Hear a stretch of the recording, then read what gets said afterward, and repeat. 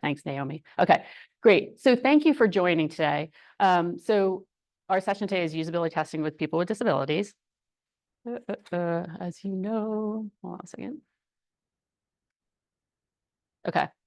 So our goal when it comes to creating products and as usability researchers or people working with usability teams or any team really, is to create a product that at the end of the day, somebody says, you know what, thank you for taking the time and effort and thought and detail that you put into that to make sure that I could use it. It's okay. Thank you. The challenge is always that we have limited access to users. And when it comes to making sure it works as well as possible for all of our users, we often think that there's this sense of a barrier that we have between us and people with disabilities that may be using our products. So we often think of it as, you know, we're not able to test with people with disabilities. It's an unknown. It's sometimes a scary factor for people. So today's learning objectives are to understand how accessibility impacts the user experience. We'll kind of touch on that briefly. So you have a sense of not just, you know, somebody using a screen reader, but some of the other things that come into play that impact different users. Learn when to include people with disabilities and more importantly, how to include people with disabilities. And then we'll actually get some time to do practicing in the room and online. We're going to do it kind of an interesting format today. So we'll have a participant where, oh, well, you know what, let me go through the schedule. So first of all, I'm Kate Walser. Clearly, I haven't had enough caffeine this morning or too much, depending on your perspective.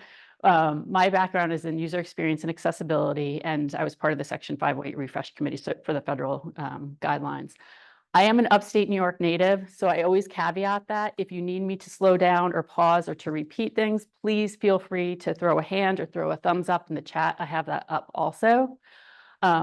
And my favorite usability testing moment was testing an AI chatbot with screen reader and magnification and finding out how somebody actually was using that and the things that weren't anticipated when the designers put it together and built it.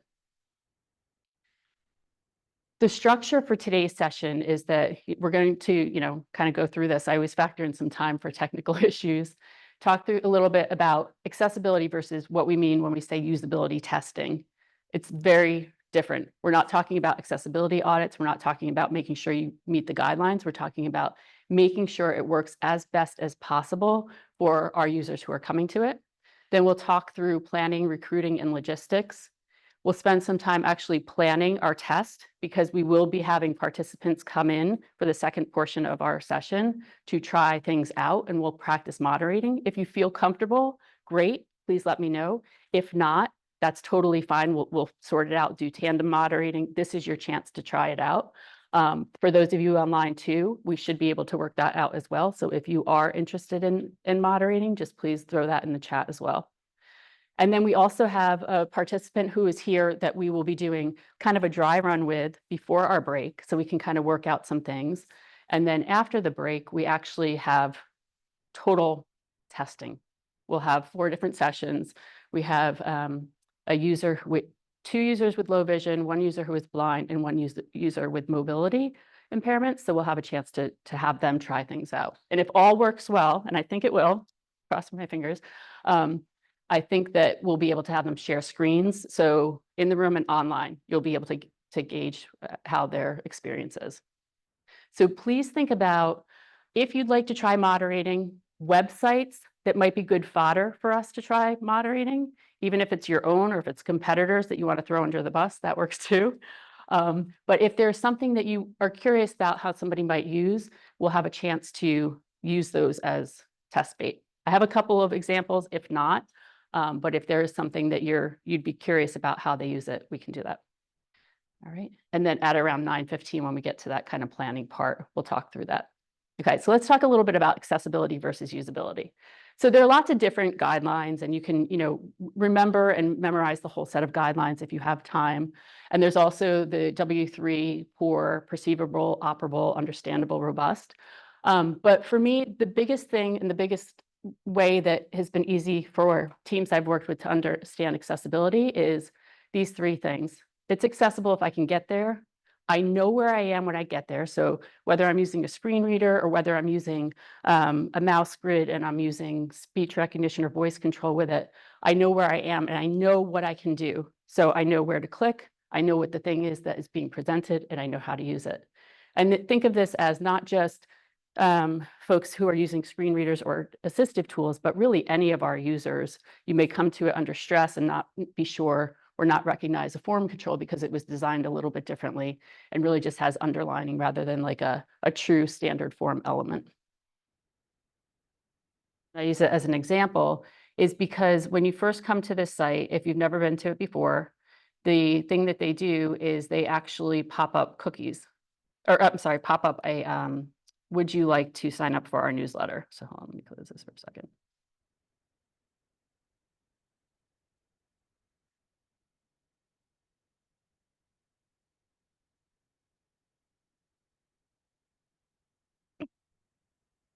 Okay.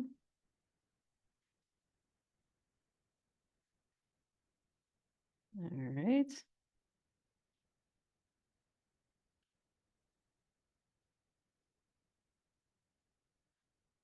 And when you pop up a pop-up like this, what do you think happens with a screen reader?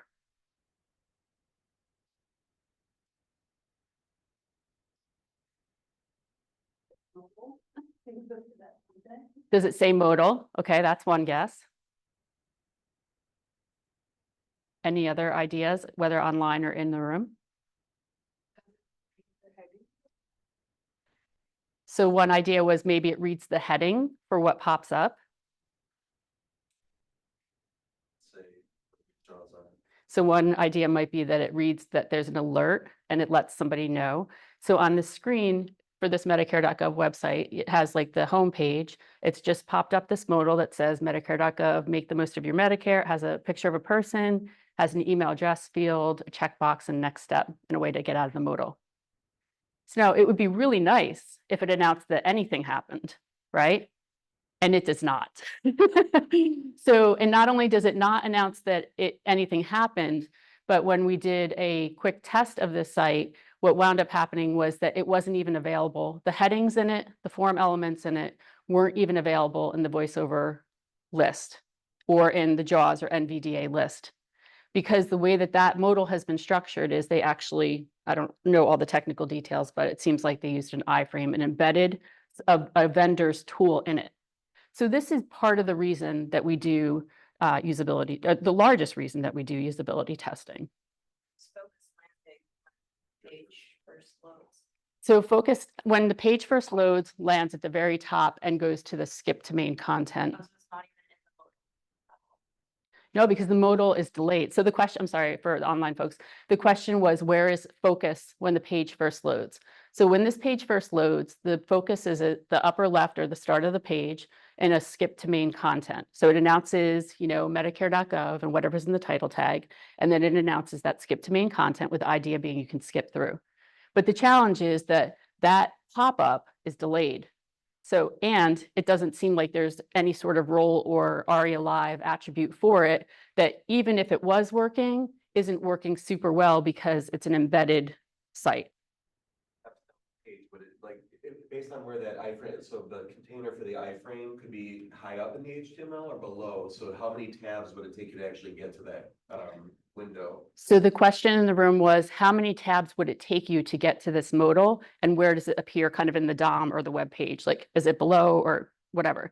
In most cases, what I've run into is that the modal is added to the very bottom of the DOM. And even if it's inserted into the DOM, like, so it's the next thing down, you're then assuming that somebody is logically going down and using their screen reader or using their tools and arrowing down or skipping down to that.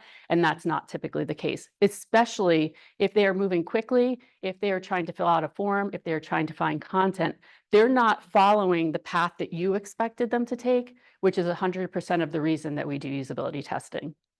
So we'll have a chance to see more things like this when we have our participants come in today. But the biggest thing I wanted to make sure you understand is that these tools work differently, or the things that we're designing work differently and often don't work the way that we expected to. I was joking around with somebody this morning saying that I'm probably going to wind up in some sort of accessibility or ARIA purgatory someday, because I made the mistake of mentioning to developers years ago to use ARIA Live, and I don't remember, I think it was Polite, for a character counter for a text field. So you have like 500 characters, let somebody know how many characters they have left, where they are in the field. And one of the examples that Sarah Higley mentioned yesterday, and if you have a chance to find her presentation, I highly recommend it. It was called Many Lives of Notifications. She mentioned that if you just go with the basic ARIA attributes for that, it's going to announce every single character. So like as somebody starts typing and is listening to the keyboard echo, if they're using a screen reader, not only are they getting feedback about the key that they've pressed, but they're also getting feedback that, okay, you have 499 characters left. It almost feels like a how many bottles of beer on the wall scenario where you just constantly hear that. And it can be really jarring and frustrating.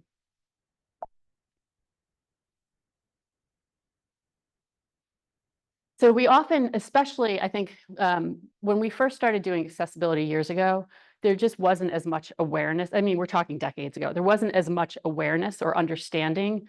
And computers, software, mobile, all that sort of stuff was fairly new. So we weren't fully comprehending all the impacts that it had on people with disabilities.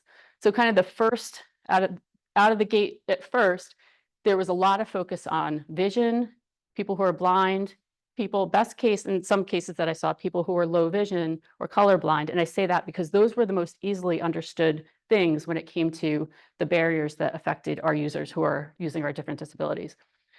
We realize now, and there was also, hearing, deaf, hard of hearing, and, knowing things like captions, all that good stuff. As time has gone on, there's been much more awareness of mobility impairments. How does somebody who has quadriplegia use our website, use our app when they're trying to navigate through it, and use things like voice control? And even more awareness now of things like cognitive disabilities, like traumatic brain injury. Somebody's been in a car accident, been in a really unfortunate accident where they've gotten brain damage, traumatic brain injury, and they don't have the same stamina when it comes to reviewing a website. Light, colors, motion affects them much differently than it did before their accident. And then we also have speech and neural disabilities as well, ADHD, anxiety, OCD, that are becoming more well-known and understood, but it still impacts how our users use our technology, and we don't always realize it.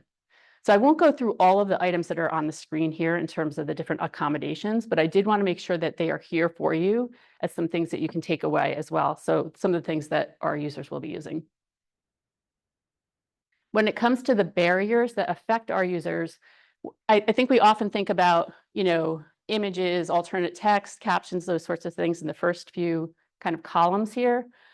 But the other things that really impact our users are generic labels. So somebody who's using voice control, as you'll see later with David, if you have 10 links on the screen that are labeled similarly or read more, he has to then bring up mouse grid to click on the one that he wants. And not only does he need to bring up mouse grid, but he needs to bring that up and then click on a specific sector or tell it, 7, 2, 23 to try to get to the thing that he needs, where we can make it a lot easier.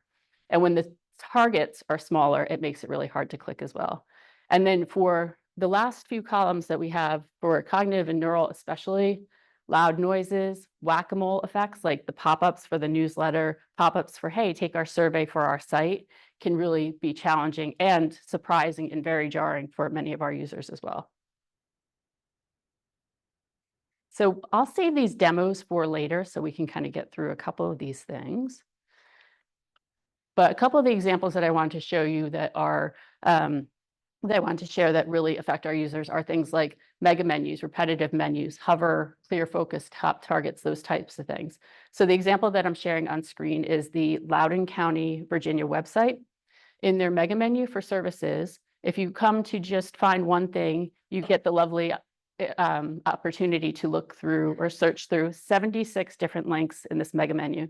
Now, they've taken some time to build in headings. So I think they had some sense of, we want to make this not overwhelming, but at the same time, what they've done is made it totally overwhelming because there are 5 columns of links.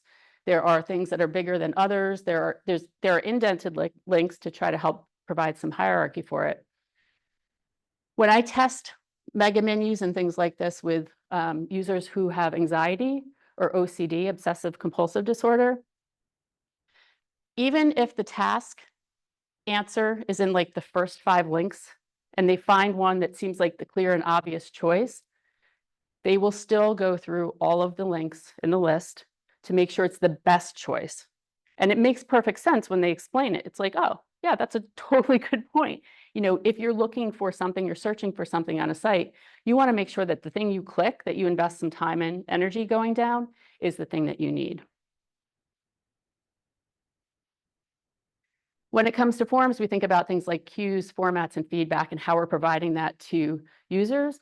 We also want to make sure that, you know, first of all, make sure that it's read by screen readers and tools, but we also want to make sure that our users who are coming to it have clear and obvious guidance about things like dates of birth, phone numbers especially, are still, I come across plenty of forms where the phone numbers, there's no format cues, and it's often announced after they've made the mistake of going through it and filled it out incorrectly.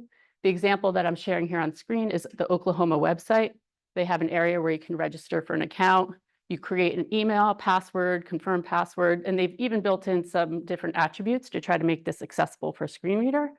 But what they haven't thought about are our users who really want to know how to create a password that follows all the guidelines that you need. So there's no information about that before you get to the field, but once you go past it, then it alerts you, hey, password special chars, not special characters, special chars are optional, and it gives you that whole list of things that you need.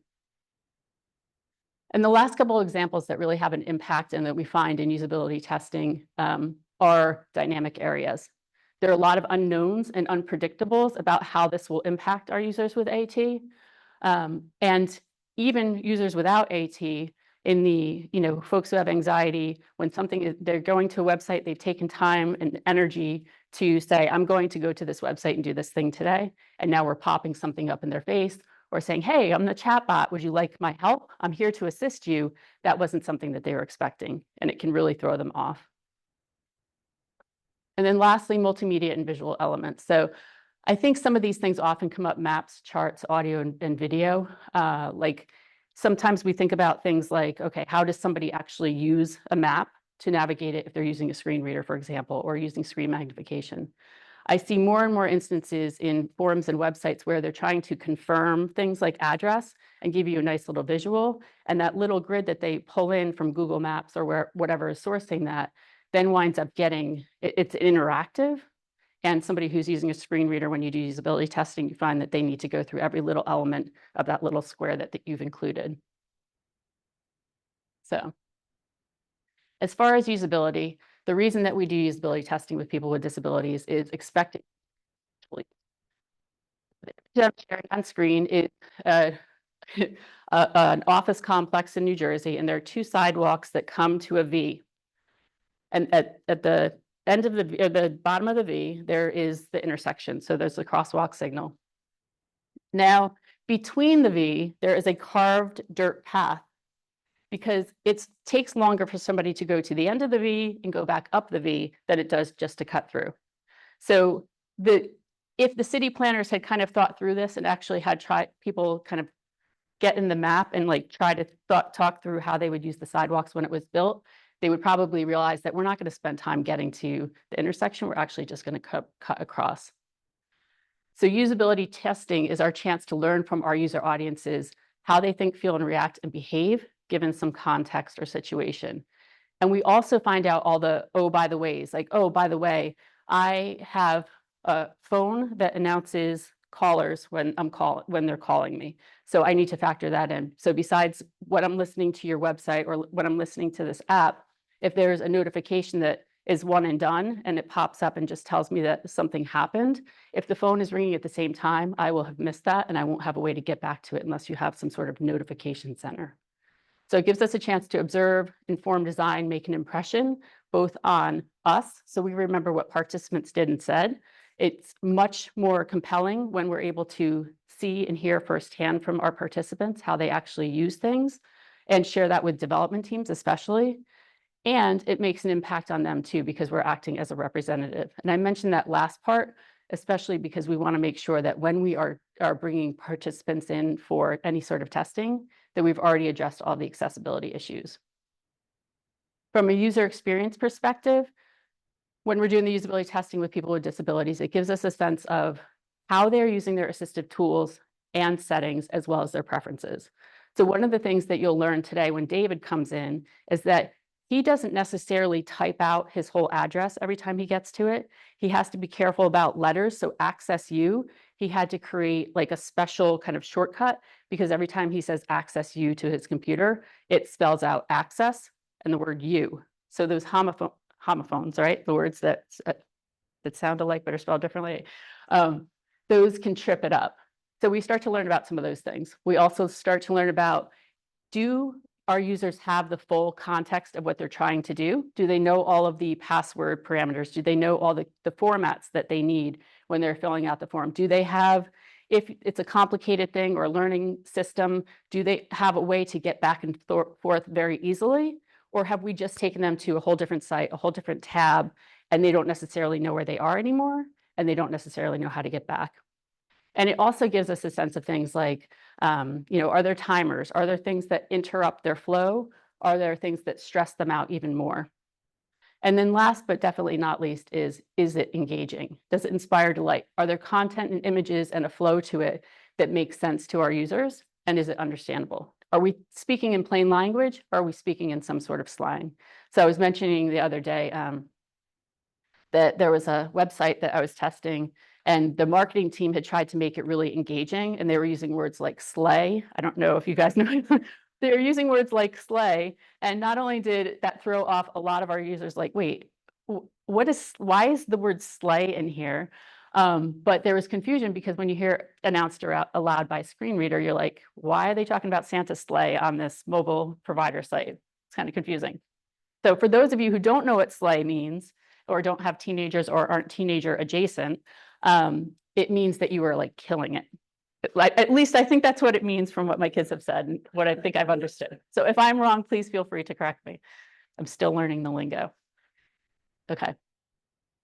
When it comes to planning, recruiting, and logistics, the biggest things that we want to make sure we emphasize are to our teams and to our organization. You will often have managers who want to do usability testing with people with disabilities as the accessibility audit.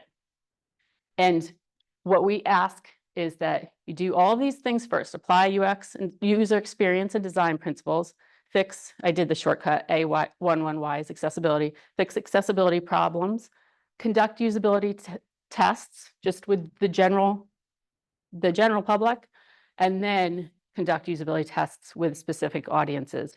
And the reason we say that is because if you haven't fixed the bare bones accessibility problems, when you bring somebody in, you will be dead in the water.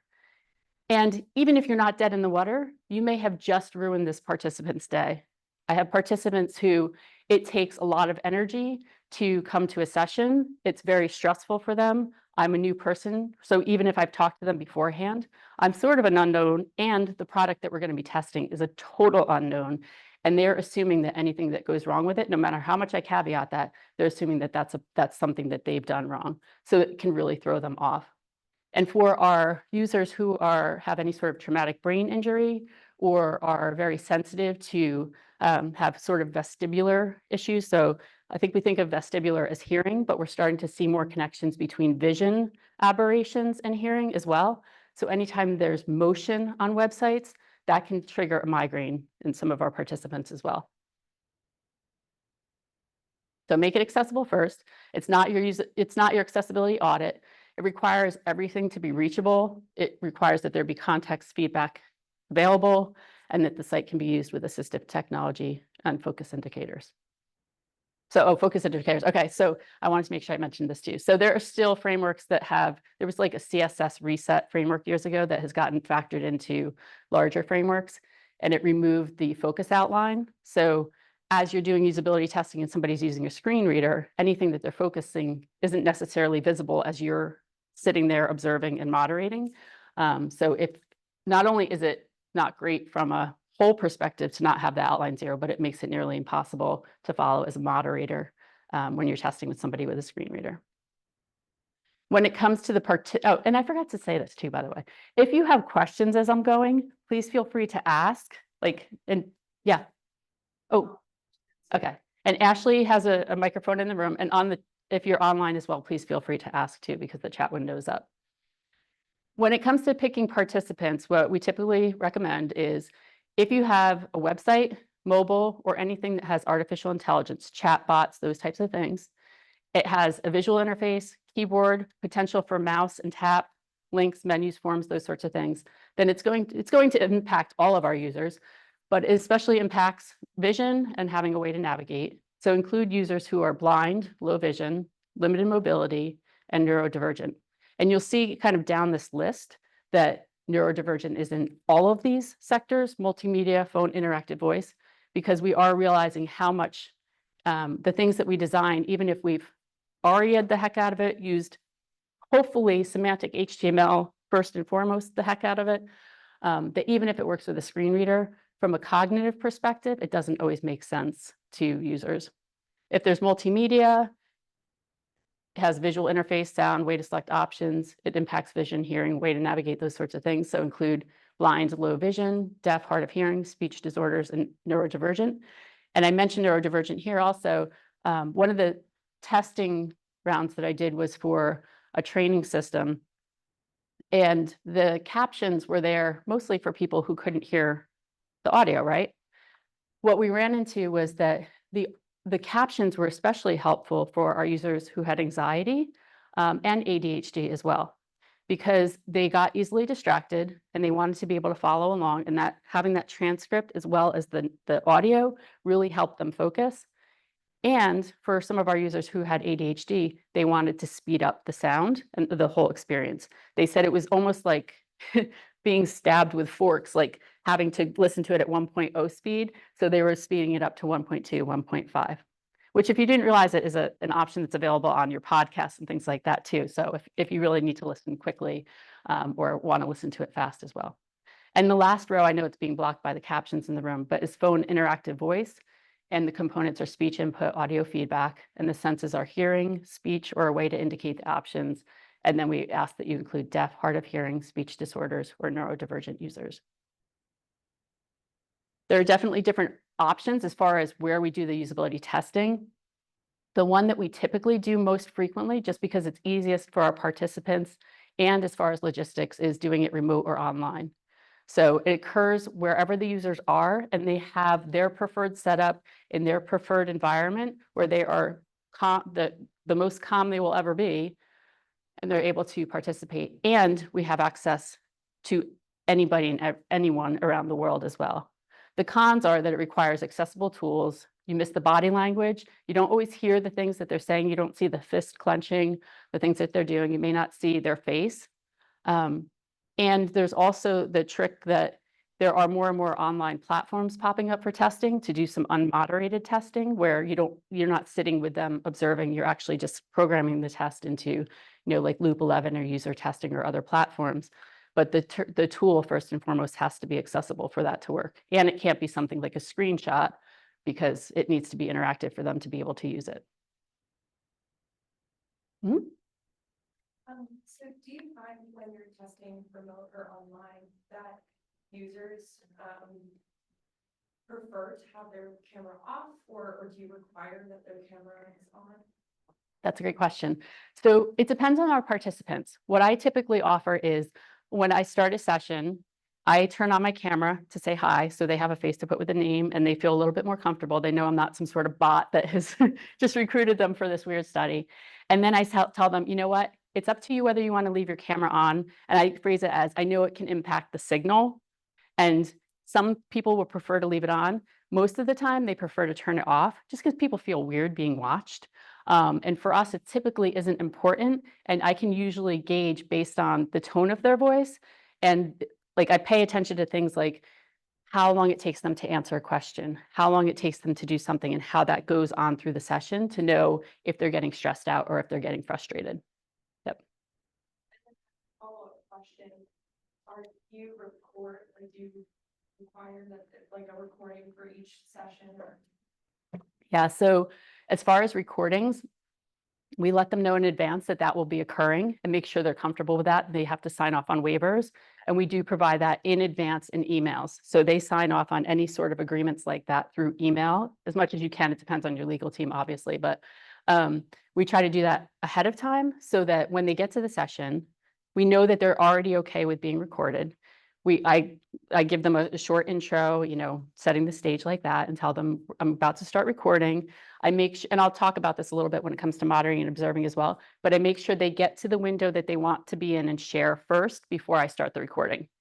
Especially for our users with screen readers, it may take them a couple of tabs to get to where they need to. And I don't want them to feel like their email and the hundreds of messages that they haven't cleared out are being advertised for the world to see.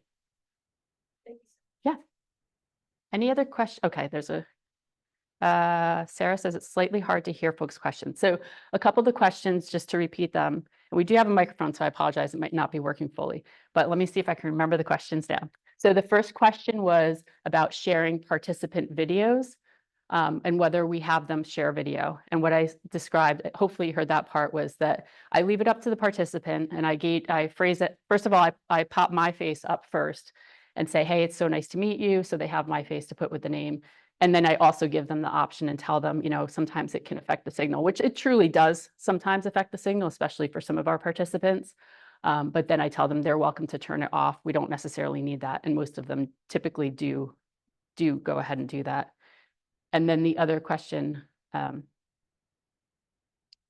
requiring recording, was about whether or not we require recording. So for most of the clients that I work with, they do want recordings, so they're able to share clips of it with the development team so they can see what happened. So even if we're not totally sure what caused the issue, they can then see what happened before and after it.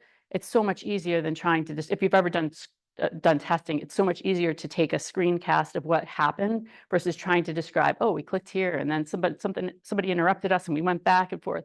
They can see that a little bit more easily as well. And we get the okay for them ahead of time. We send them email with the information. When it comes to in-person, so old school, we used to do in-person testing, and it was so hard because we had to make sure that the locations that we were having people do testing in not only accommodated what we were trying to test, but were available through public transportation. We're talking pre-Uber days. I'm a little bit old. We were talking about pre-Uber days, and it was really hard to find a spot that was easy for our participants to come to. So I'm so thankful now for Zoom and platforms that make it easy to do remote testing. I mean, we still miss out on some of the body language and some of the cues like that, but realistically, we typically don't miss that much. And we get the honest to goodness reaction of users where they're going to be using our product for the most part. So we can do that. And it also had the limitation of geographic impacts as well. One of the other questions that I get asked frequently is, how about recruiting? So I don't know anybody with disabilities. How do I recruit them? And there are a few different ways to do it. So the biggest thing is to think about, first and foremost, that the shorter the session and easier to participate, generally the easier the recruit. So it kind of goes across the board, like just in general, if you're planning usability testing. And we typically try to keep sessions to no longer than 1 hour. If it's a complicated tool, so there have been systems where I've tested that it's really complicated. They have like an intro thing that they have to do, and then they have to come back after they've done that and do more work. We actually will break it up into different sessions. So we'll have one part, and we let them know this beforehand. Hey, this is going to be a 2-session test. Here's what we're going to do. We compensate them accordingly because it's more time. So we factor that in. We tell them, we set up the planning ahead of time and let them know that. And that way it does 2 things. It gives them a chance not to be overwhelmed. For some of our participants who really need the time and energy, like one of the screenshots you'll see later and that I'll describe later, is we have mobility participants who use bite sticks to control their interface. So that takes a lot of physical energy to use a bite stick. And as you know, even as I'm talking, you're probably hearing that my mouth is getting dry. That happens for our participants too when they're using bite sticks and trying to interact a lot with a screen. So we want to make sure that they have plenty of time to factor in breaks and get support as they need to get a drink of water. The more specific the knowledge, skills, abilities, and location, the harder to recruit. So for one of the tests that I did, we were trying to recruit some really tech-savvy cloud engineers who used specific tools. So we needed to make sure we left in, a month or 2 or more for that recruit to make sure we did it. But as far as how to reach out to them, the existing connections in terms of if you are a really large organization, your emails, SMS, newsletter lists, those are often a treasure trove. If you reach out and just say, hey, we're getting ready to do this market research, please let us know if you're interested. You will often have people come back and say, yes, I would like to do it. The other really valuable source of participants is your feedback surveys for your sites. So the people that are having the most trouble with your websites are often going to fill out those feedback forms or call your customer support line and say, this site sucks. I can't use anything. I get to it. I have to call you all the time. This is really making me angry. So those are opportunities as well. We don't do as much social media or website intercepts as much anymore, but especially because it's so jarring and we're finding it more jarring. But what we do use are things like recruiting services. So Knowbility has an Access Works portal where they invite participants to sign up, and they do recruiting as well, and moderating as well. Full disclosure, I do moderating with Knowbility. And then we also work with outreach groups, advocacy groups, colleges, universities, and things like that. Sometimes if you reach out, especially months in advance, and have kind of factored that in and said, this is what we're doing, this is why we're doing it, we'd love to have participants who are in these categories, this is how we're going to protect their confidentiality, their privacy. You can start to build those relationships in that rapport, so you can start to have them help you with the recruit. We actually did a test years ago in New York City where we used a market research agency, and they actually did the recruit for us. And it was so priceless because one of the things that we're running into with some of the recruiting firms that are out there now, especially some of the ones that are like the tech savvier online platform ones, is that we wind up with all these really tech savvy users with disabilities, but not the 75% of the general public who aren't tech savvy, like my mom or my dad, or don't even realize, like my daughter just showed my dad how to use a mouse like a week ago, and he had no idea. But so there are people like that we will miss otherwise, and they are a huge part of our audience. There are also, I think we often have this idea that somebody who's using a screen reader or screen magnification is totally expert in using it. And that's not the case either. So if somebody has grown up and they were blind or had low vision at the start, chances are they've gone through schooling and learned how to use some of the tools. They've learned how to use screen readers. They feel totally comfortable with it. And they tend to be our most tech savvy users as well, because they can talk through, okay, here's what I'm running into. I've come across that in another spot. Here's what happens. We have many users who become progressively blind, or they have, like I was saying before, the traumatic brain injury. So they don't necessarily realize how some of these things are impacting them, nor do they realize fully how to use some of the tools. So as much as possible, if we're able to kind of expand our reach and use like larger recruiting opportunities, it gives us a chance to reach some of those users as well. And then as far as incentives, I know some of these logistics may seem weird to include, but I just mention them because often they come up as questions. But as far as incentives, we definitely compensate them for their time, especially based on the combination of the assistive tools that they're using, because this may be paying for some of their screen reader licensing as well as their any sort of business skills, technical skills, those types of things. Yes. Thank you for the questions, by the way, because it gives me a chance to take a sip of water. Yeah, I understand that. So I was wondering, like, some assistive technology users, you said they are pretty new to their AT and they might not totally understand how to operate all the functions. We were usability testing like a wheel style date picker where you scroll down, but a voice control user, I don't think they really understood how to scroll using voice control. So they kind of said they wanted buttons to like activate, but there's different ways you have to say like decrement and increment or scroll up or scroll down, and like, they have to learn that eventually, but I don't know, like, do you make changes to your UI? Do you need to teach them? And it's just wonder what you thought about that. Yeah, so the question is in the room is about users who are new to assistive tools, may not know all the kind of the shortcuts or the features or how to do things. So the example that was given was it a calendar widget or It was like a wheel style date picker, like when you're choosing your alarm on your iPhone and you scroll up and down. Okay, so the wheel style date. Okay, the wheel style date picker, and whether or not we change the UI based on that. So what we typically do is assume that there is a large portion of the audience that is not going to understand how to use that at all.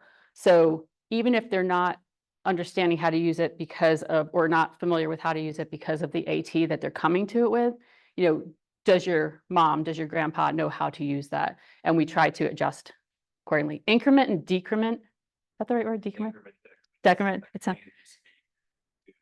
yes. It's not plain language.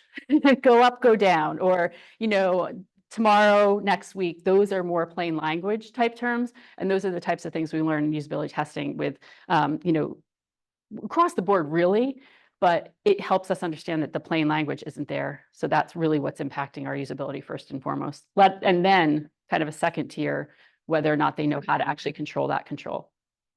Yeah. So I had a question. Do you use screeners in your recruitment process at all?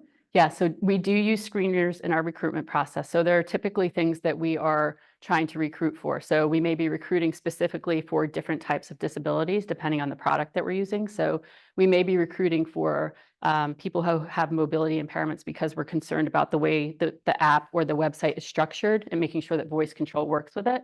And then in that screener, so we're asking things like, what types of assistive tools do you use? Those types of things. So we not only can recruit for that, but we start to capture some of that information. So it cuts down on the number of things we need to ask when we go into the actual session with them.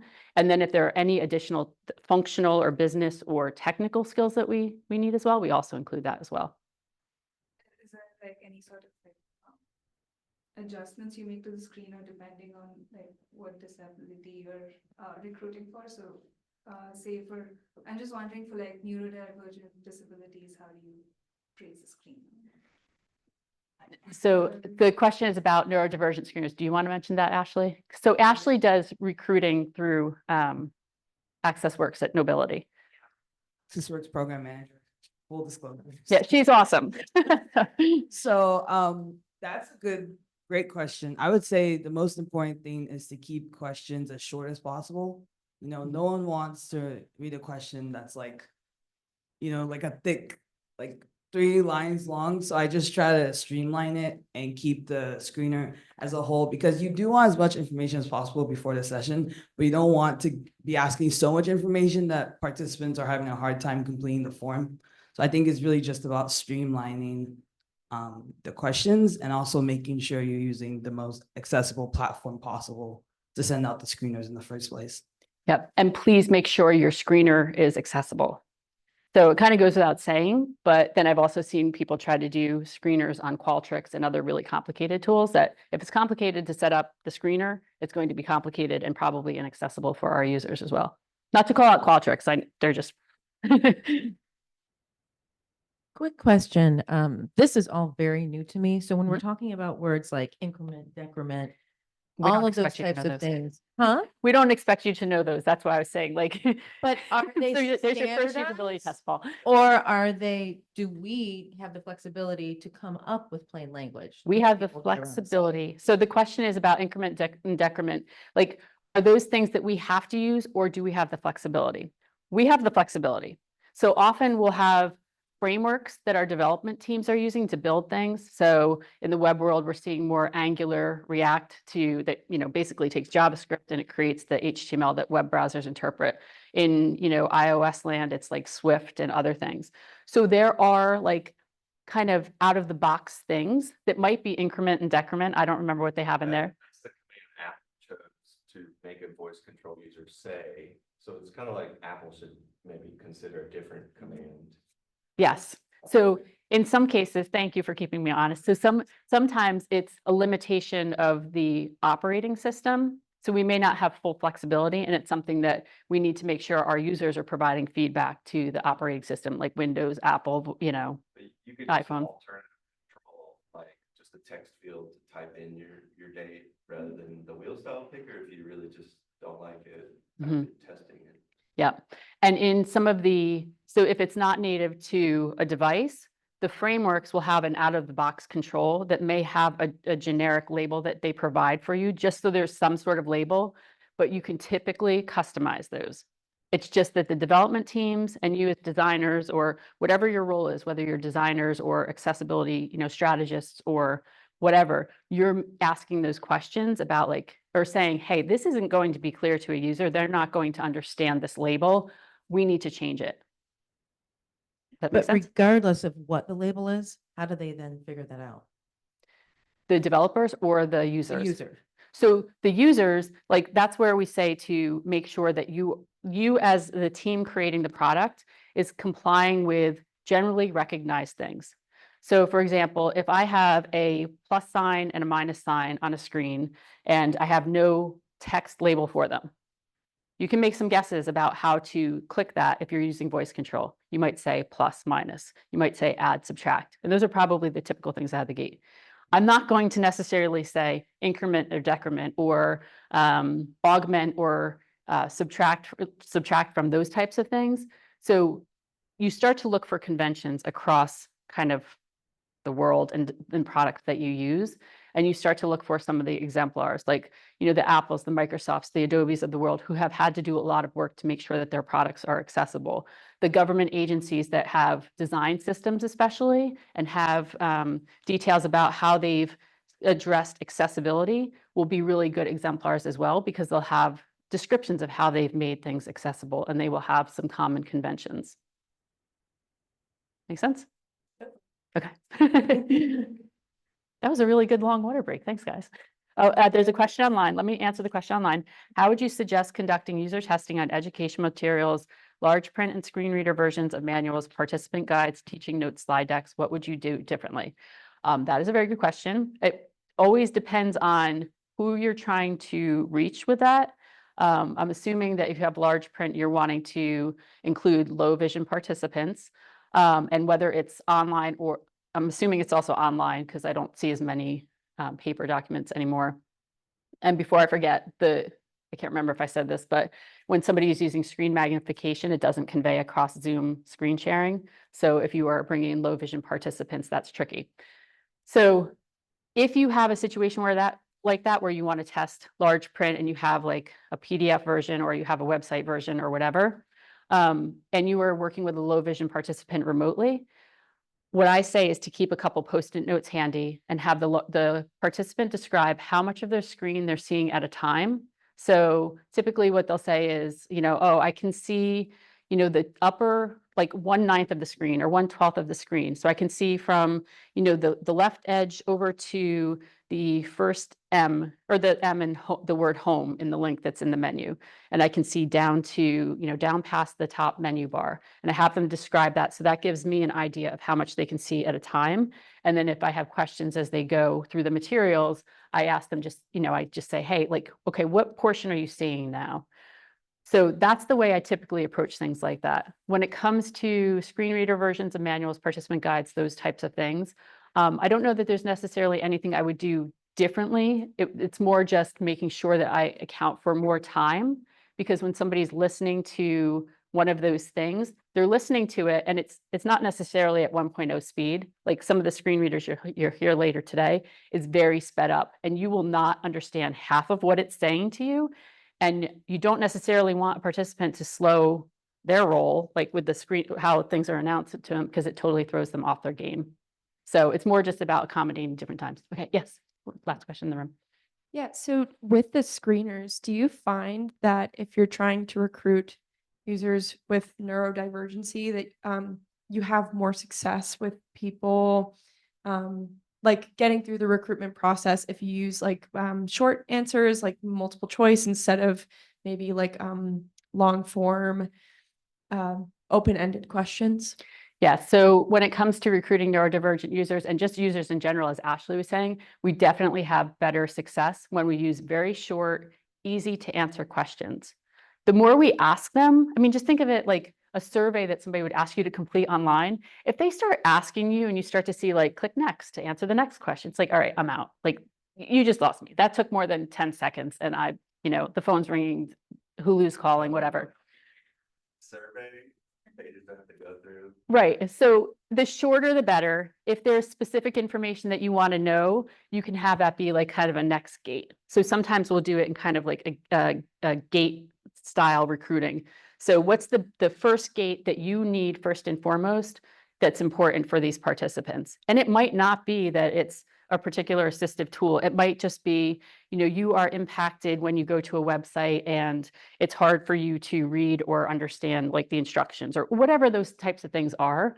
You can factor those in so that that's your first gate. And then for the participants who make it through that first gate, then ask them another qualifying question or another round.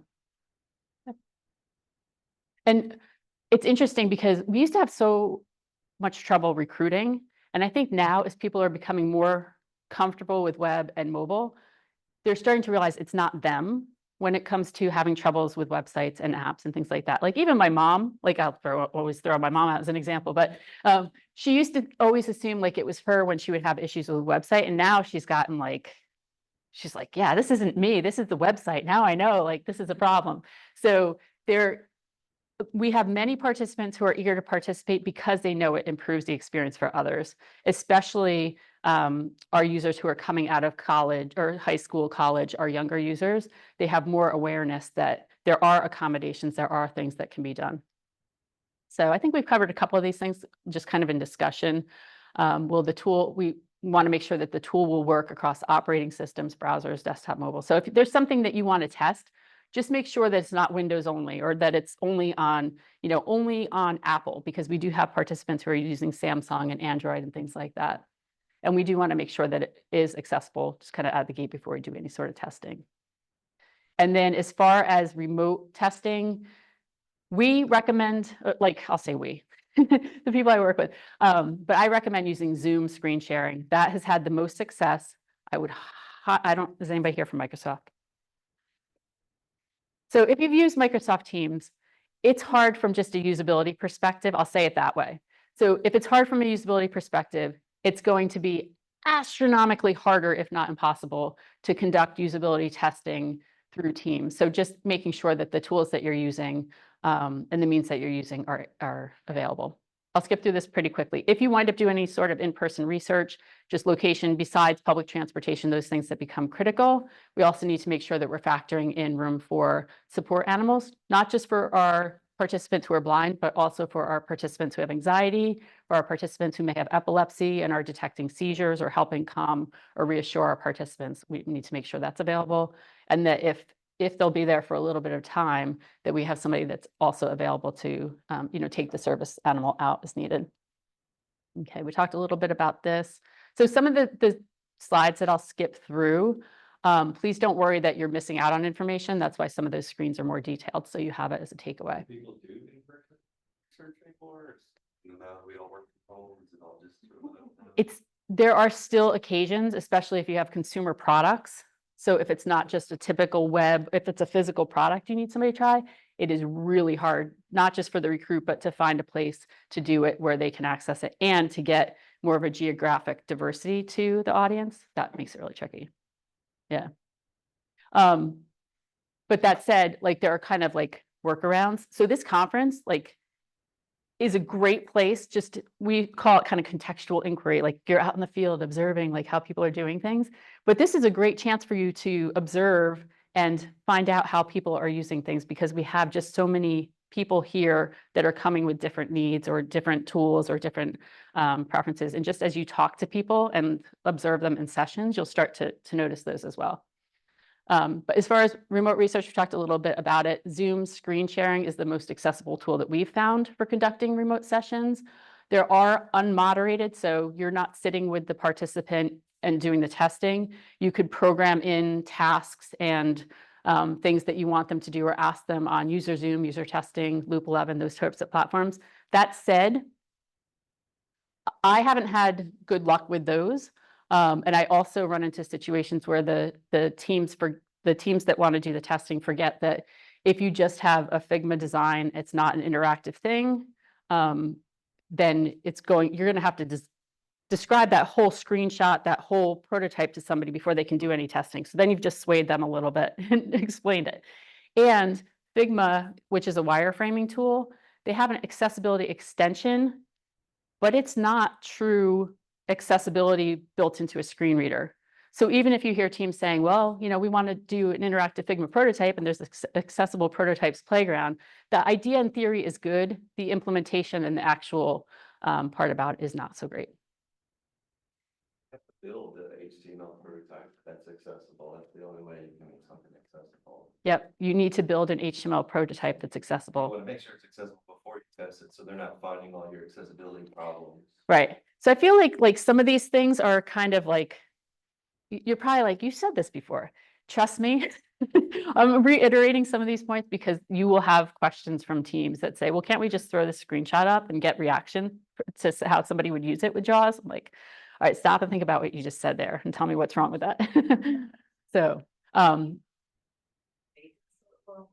as far as Figma, just so that I know when they tell me, oh, just use this. okay, so the major shortfalls that we run into with Figma are, so Figma think of as kind of like your intermediary platform. So Figma, first and foremost, even though you can output HTML code or code at the end of the day, and you can give developers annotations about how to build it, it's still a series of boxes and texts and things that you've connected on there.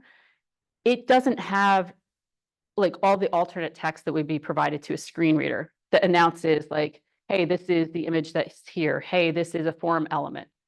Even if you've done some of that, because theoretically, Figma does that to a degree and can output some code. Even if you've done that, the only things that really play, and Paul, you can keep me honest here, the only things that keep like are really kind of in play and work well are the browsers, the OS, the operating system, so Windows versus Mac, and the assistive tools that people are using. As much as possible where there's a straight connection from point A to point B, things work as expected.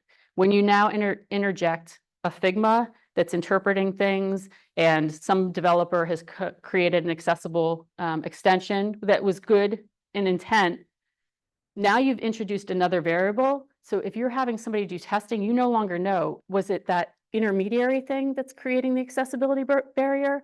Or is it a true issue with how the screen reader interprets it or how somebody would, how they would run into it? Like, is the timer working correctly? So some of our users who are neurodivergent and get tripped up on timers because it stresses them out. Like, you don't know what piece is coming into play. Is it having to learn how to go through that Figma interface? Like, I went through the accessible prototypes playground because I wanted to see like, okay, how much further are they along? Could we possibly use this? And they have a whole tutorial on how to use it and step through the prototype. So I'm like, okay, well, if you just had to tell me how to do this, then I'm not going to be telling a participant actually how to use that. Yeah. Figma released something called Figma. Figma released something called Figma Sites last week, and I haven't played around with it myself, but I've heard it's not producing structured or semantic HTML. Have you played around with it? Yeah, it's not accessible. It produces like div soup, just divs and buttons that work when you click on them, but you can't tap to them with the keyboard. Yeah, Figma is a design tool. It's like Photoshop. Right. It's for drag and drop, drawing pretty pictures. It has zero accessibility. It doesn't work with the keyboard, the screen reader, and the Figma sites can make an HTML site that might work with a mouse, but that's the best you'll ever get. Okay, so Figma sites did come out. Beth, did you say it was last week or this week? It's their Figma conference. Okay. Oh yeah, config. So Figma just came out with their Figma sites tool that in theory is creating HTML and kind of structured content, but in reality, we're learning just from the folks in the room that that's not necessarily true semantic structured HTML that our users need to work with. He's here presenting. Adrian Roselli. Okay, so for those of you who are online, Adrian Roselli, feel free to look that up as well and jot that down. Okay.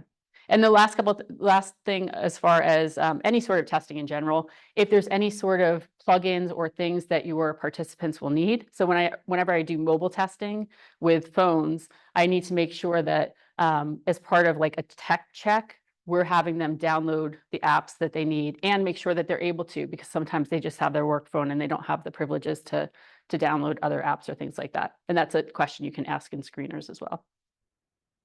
Okay.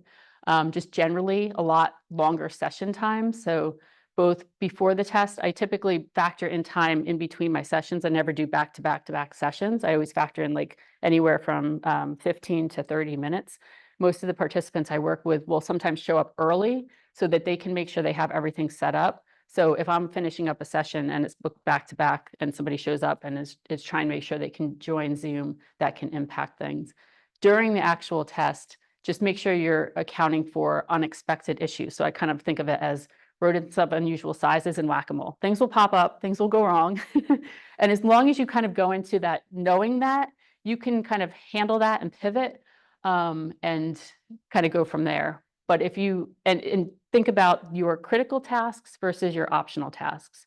What are the top 2 or 3 tasks that are absolute musts that you want to get through, and have everything else be like optional, or kind of, if we get to it, great, because some participants won't get through everything. Okay. So I know we're slightly off on time, and that's totally okay. What I'd like to do now is ask you, just in terms of websites, or probably websites would be easiest because we haven't had them install anything in advance, but any websites that you'd like to have our participants today try out. You can mention them in the room or online. Anyone's come to mind? You want to stress them out with another mega menu. Another mega menu. So one website so this is your chance. Like if you have a publicly available website. So Nicole online mentioned parent-to-parent.org. Brian mentioned Aer Lingus.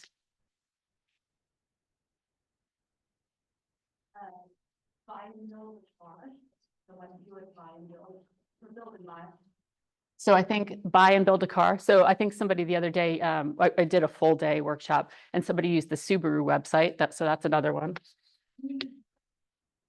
We can use Buick. So.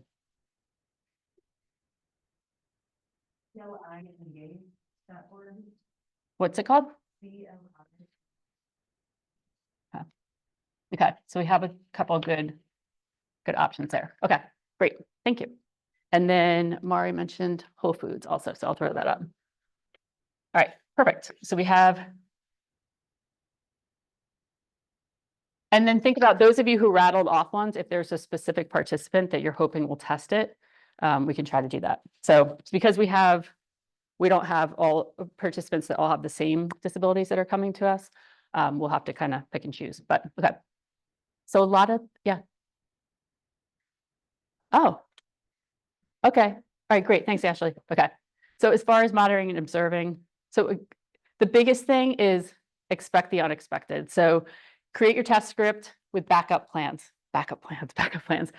because you may have a situation where even though the dev team got through they did all of the work to make it accessible, there was still something that they hadn't come across, and it was a fluke with an older JAWS license, a JAWS screen reader license, and the participant couldn't get past it. So in that case, that actually happened. In that case, I took them to a different site, or I think there was like a corporate site that was different than what we were using, but it was still for this customer. And I had them try out different tasks on there. And then I captured as much of that information and then tried to kind of generalize it to, here's how they use this. Here are the things that they came across. So it was still valuable to the dev team and the client. But there will be things that happen. And like that Medicare.gov site, if you have critical information that's popping up in a pop-up, whether it's a tour, whether it's a login, and the user isn't getting that, then it's really hard to explain to somebody and do it in a really loving and kind way when they are stressed out in your session already because they're just getting to know you and they're using their screen reader and something's not working and they're not sure why. If you're trying to describe to them how to get to that thing, you can wind up wasting your whole session. So think about if that happens and they can't get through that step, what can you do to still gather useful information so that they are calm, they are able to answer the other questions and do so. Arrive early and be ready to arrive early so that you will have participants that show up early and you can ask them, I noticed that you joined early. Was that so you had time to set up, or would you like to start early? Because we can do that as well. And sometimes you have to let your like if you are testing for another team within the company or the organization, just give them a heads up about that too. I always ask our teams to be ready to join 10 to 15 minutes early. So it doesn't distract the participant, but also so that if the participant shows up early too, they're ready to go. And then the last couple of things, kind of think Ted Lasso, like be curious, not judgmental. So I'll say be curious, but not assumptive or presumptive. So listen and watch with an open mind. So one of the stories that my father-in-law loves to share is the boy with the black crayon. And I don't know if this is a true story or not, but he said that There's a psychiatrist that was observing a child and they were coloring with black crayon, and the psychiatrist came up with this whole analysis like, oh, this boy is so troubled, he has all these issues, blah, blah, blah, blah, blah. And then somebody else said to him, you know, hey, I noticed that you colored with a black crayon. Like, why? And he said, oh, it was the only crayon in the box that had a sharp point. I don't like dull crayons. So you can make assumptions and presumptions about why somebody's doing something, but unless you just observe and then ask kind of general questions and not try to assume that something broke, you can get more information. And then finally, respect the participant, watch for trouble indicators, and stop as needed or ask them if they need time, if they're having any issues, those sorts of things. So your job as a moderator is to make them feel valued and important. So I have on the screen a screenshot of a smiling child in the dentist office. They must have paid this child a lot of money to sit in the dentist chair and be smiling. But the idea is you want to build rapport with your participant, ideally ahead of time. So reach out to them, let them know this is what we're going to be testing where you can. And just if you can provide them with links or credentials or anything like that, ask them not to explore. And most of them will respect that and appreciate that they have the information that they need, that they can easily copy and paste, especially if they're using a screen reader or if they're using voice control. It's much easier to select things like that. Include things like if there's login credentials, usernames, and passwords on different lines, so they can just do select all for each line and get that information as well. And then the last kind of tip on here is learn, besides memorize the script, because things will go wrong and things will go in a different order than you probably intended as they come across things, and just make it as natural as possible. And then learn negotiation tactics. So I like to encourage people to read the book Getting to Yes. It's a Harvard negotiation book. It teaches you how to, it's really good just for life in general and communicating, whether it's with friends, family, whatever. It teaches you how to ask questions in a non-judgmental, non-leading way so that you can get some of the information that you might not otherwise have gotten if you asked a yes or no question. And then as far as the last few things with moderating, anticipate AT's impact. So when somebody is listening to JAWS screen reader or NVDA or voiceover on their phone or TalkBack on Samsung, it's going to take them some time to listen and acclimate to where they are. So give them time to do that and just let them know, hey, in your introduction, what I tell people is, hey, I'm going to give you some time. I know that this you may want a little bit of time to acclimate to where you are. So please let me know when you're ready and when you feel like you're ready to start the task. Please don't explore, but once you have a sense that you're in where you want to be and feel comfortable, we'll start. And then anticipate some of the different AT shortcuts that they have. They're not tabbing through your screen. They're using things like headings, links, forms, macros for voice control, those types of things. For our neurodivergent participants, you'll start to gauge this a little bit in your introduction, but it's worth asking them the question or just saying, you know, I have questions for you. If you want more time to kind of think through things, please let me know. Or if you just ask them, do you find it's helpful to have time to think about things before you answer? And if they say yes, then just kind of factor that in. So when you ask a question, if there's a pause, don't assume you've lost them. Don't assume that they didn't understand. They may appreciate that extra few seconds, minute to answer your question. And then provide accessible materials electronically. So as much as possible, email tasks, links, usernames, password, those types of things ahead of time. If there are any pre or post-test surveys that you want them to complete, make sure that those are accessible and that you've shared a way to get to those. And if you supply the device, which isn't as common anymore, but if you are doing in-person testing because there's a firewall or there's a situation that you can't possibly get around, make sure the information that a user would need is easily copy and pastable through like a text file or something that they can get to easily on their desktop.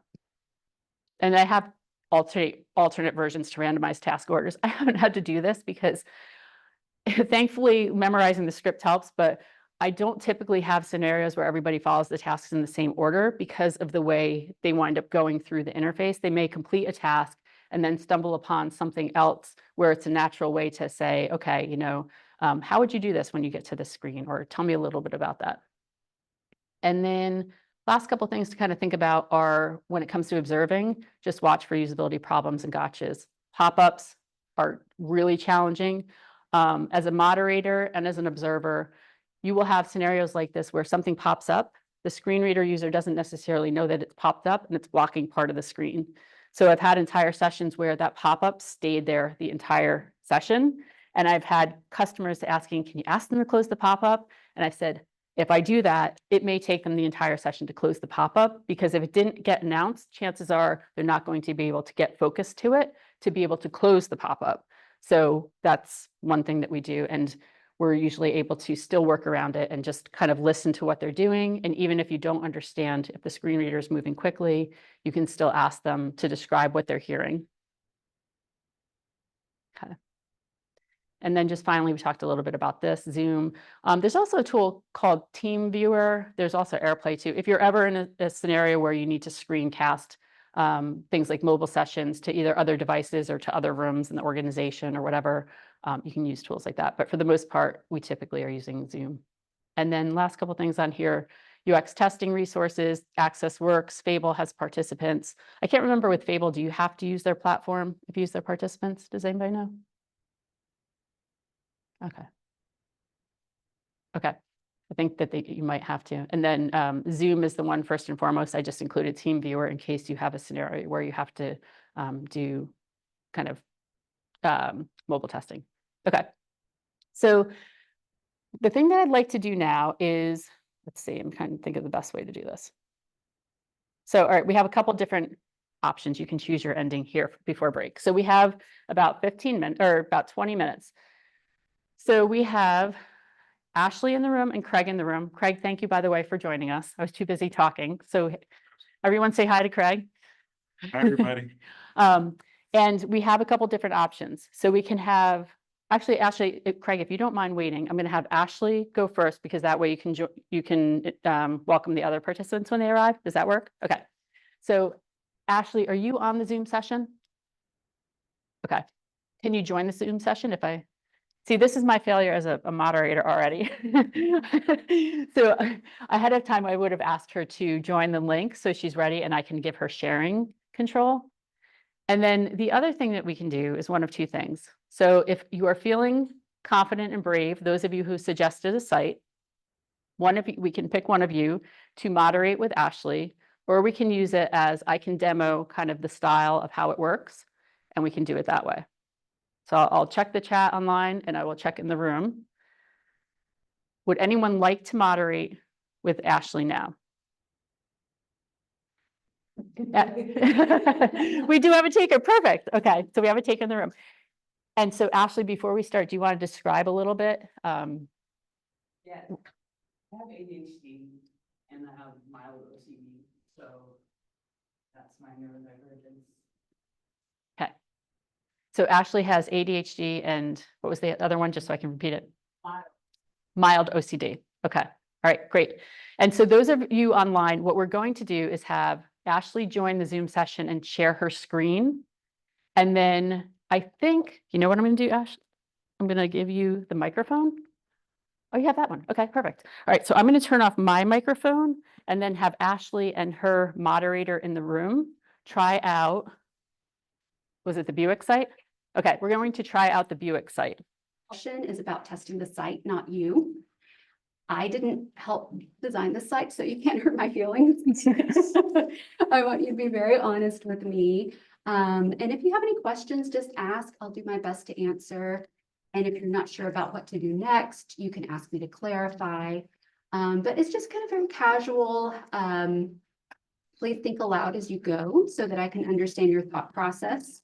And occasionally I may interrupt you a little bit to ask you follow-up questions or to guide you to the next task.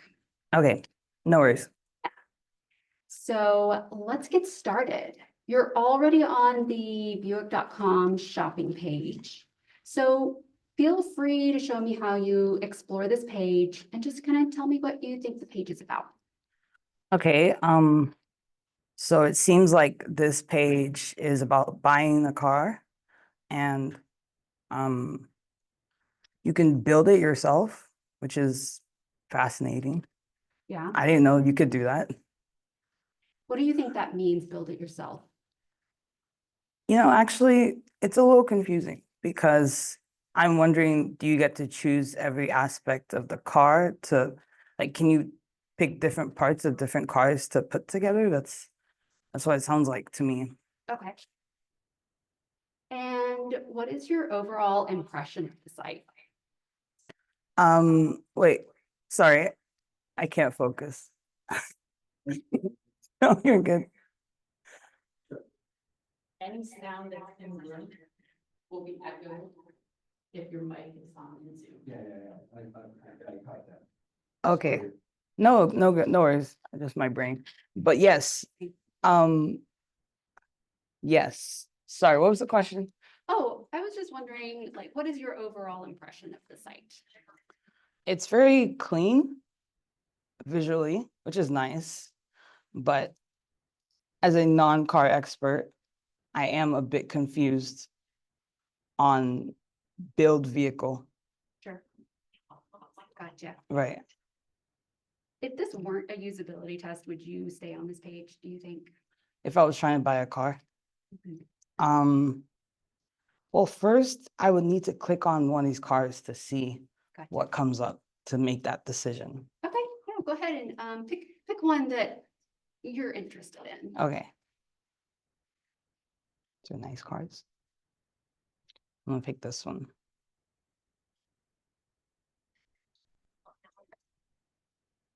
Right, Oh. did that do what you expected it to do?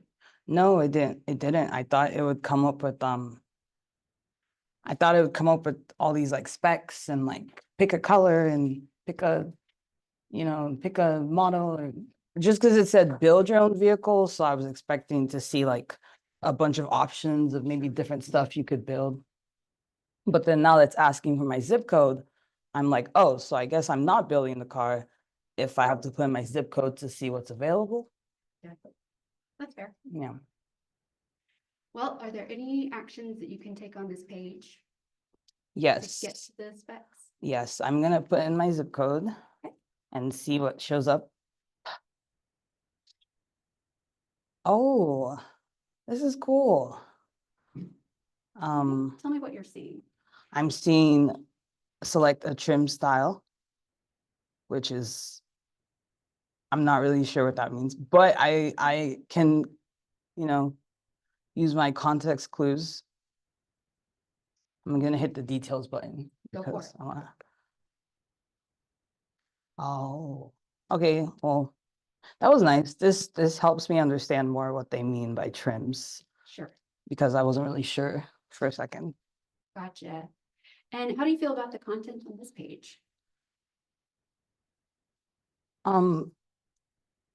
Sorry, maybe it's because I don't understand cars, but it's a lot to try to understand for me personally. Anything in particular that's confusing? I think it's mostly this area, available powertrains. To be fair, I just don't know what that means. Sure. Neither do I.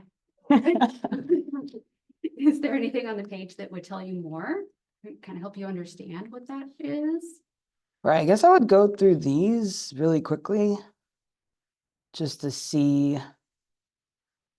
Yeah, I'd probably click all of them first and try to see. Oh, it's a lot. Okay. It's a lot of information. Mhm. On this page, you get here, what do you feel like is the most important information that you're actually looking for? Exactly what is being customized when it says trim details. That's the most important to me. So what I'm going to have you do from here, that's been very helpful, by the way, thanks. If you go ahead and just click OK, in the bottom right, we'll kind of move on. So let's say that you've picked this trim. You're going to get the sport touring Buick. Right. What do you feel like is your next action on the page? If you wanted to keep building this car. Yeah, I guess I just hit next and I just keep going. Okay, go ahead and do that. Oh, What do you think happened on the page? well, it took me to the exterior functions, and I do appreciate how colorful this is. It's very eye-pleasing, so. Gotcha. Yeah, you can play around with that.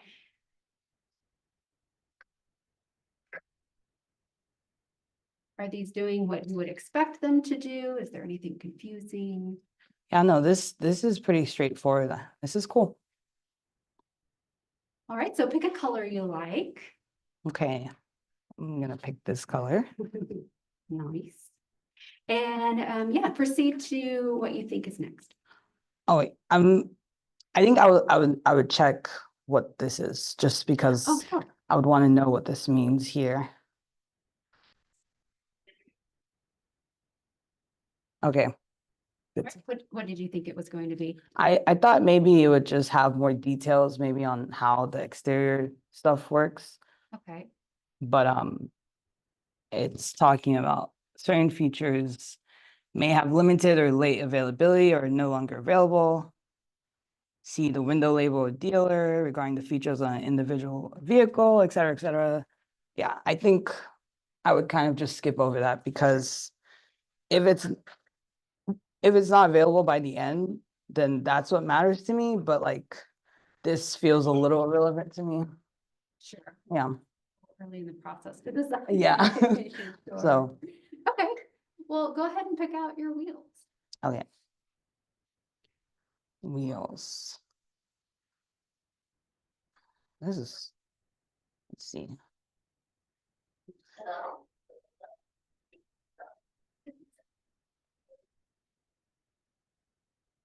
So what happened here? Oh, I guess it's the same sort of um what's the word? It's the same sort of thing I just got last time. Okay. And then may require additional optional equipment. Yeah, for this stuff, I would just rather like if by the end the stuff I picked is unavailable, I would like to know that. But I think at this point, it's kind of irrelevant to me. Sure. So Yeah, well, thank you. That's about all the tasks that I have for you today. Your feedback's been really great and I really appreciate your time. thank you. The end. Thank you. Okay, great. So how did that go? Reactions, thoughts, things you noticed?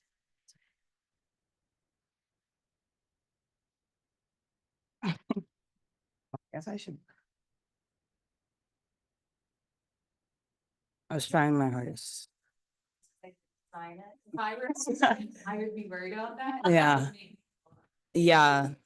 I was gonna say I really appreciated that you kept it light because even though these are this is work, sometimes if the moderator sounds too robotic, I feel like the participant gets kind of, stiff.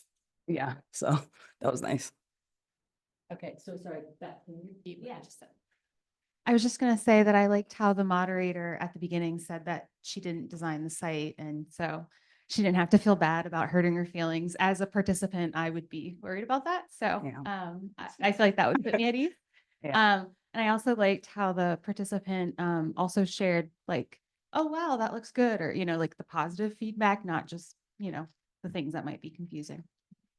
And that's a great point. Thank you for pointing that out. That's something we typically factor into our intros for usability testing, making sure that we tell them, you're not going to offend me. Like I always tell people, I grew up in a big family, so I always just tell them, I have 4 or 5 brothers, like nothing you could say at this point can offend me. But you can use whatever scenario you want just to make them feel at ease. Yeah, I really liked as the moderator, you saying like, if this weren't a usability test, would you stay on this page? Because I like myself looking at the car page, I was like, I have no idea what this is. I probably would have gone to something already built. So that was a really like wonderful insight for you to gather there. Great. And Brian online said, great approach, very casual. Love the moderator style, which seemed to make the participant relaxed. Yeah. Any other last thoughts, comments, or questions about what you observed?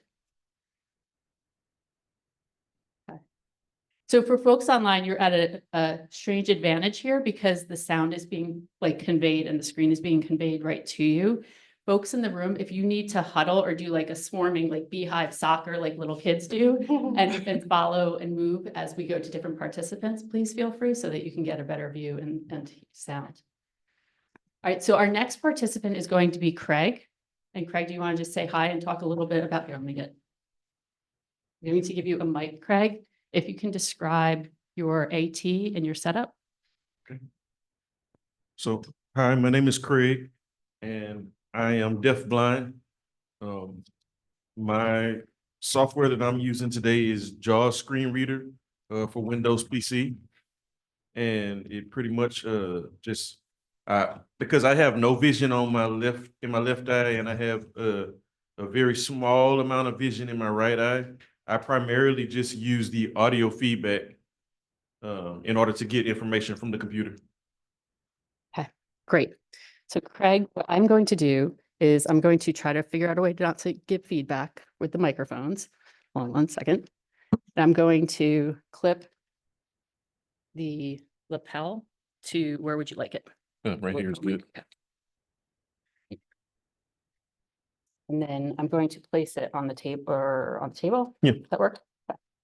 Is that in your way or do you want it somewhere else? That's fine. Okay. All right. And then I'm asking online and also in the room, would anyone like to moderate this next one? And you can do a tandem paired moderating with somebody in the room or with one of us who's done usability testing before too. Yay, thank you. Okay. All right, so we have a brave soul. We have a brave soul in the room. So you can pick one of the options up there, or you can pick if there's a different one you'd like Craig to try out. We can try Whole Foods. Whole Foods. Okay, perfect. All right, so I'm going to give this mic. And then let's bring the chair back here for you. Hi, Craig. My name's Tanisha. Hi, Denisha. Nice to meet you. Getting reports that there's no sound. Oh, okay. Could I take the headphones out? No, you should be okay with the lapel mic. Okay. Can you say test 1, 2, 3 into your lapel mic? Test 1, 2, 3.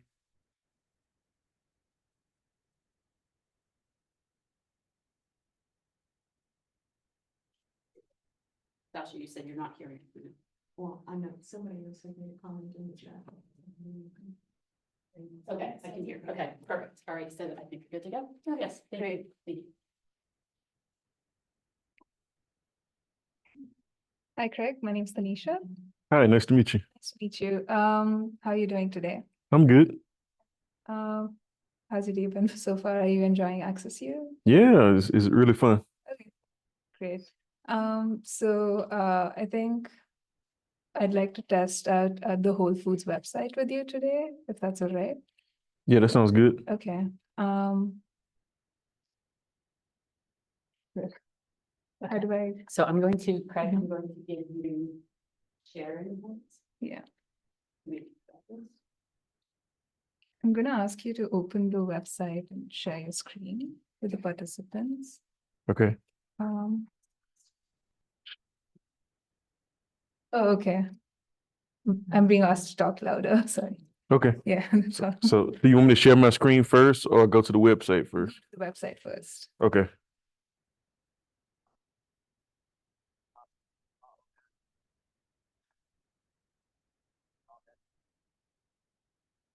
Okay. It's wholefoods.com, WHOLE.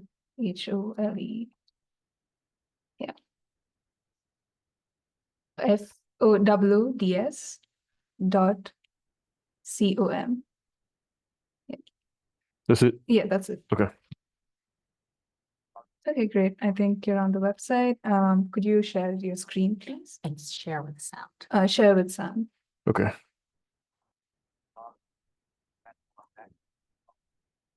Okay, so I'm gonna navigate using tab to get to the share button. Mhm.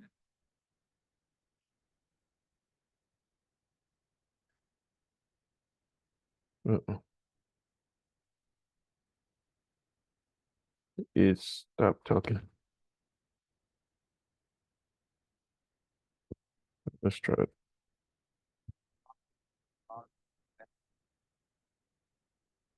it. Jaws is not Oh, Jaws is not talking to get to the links on the Zoom page. oh, okay. Oh, there it is. So I clicked somewhere random on the screen and then it started talking. Okay.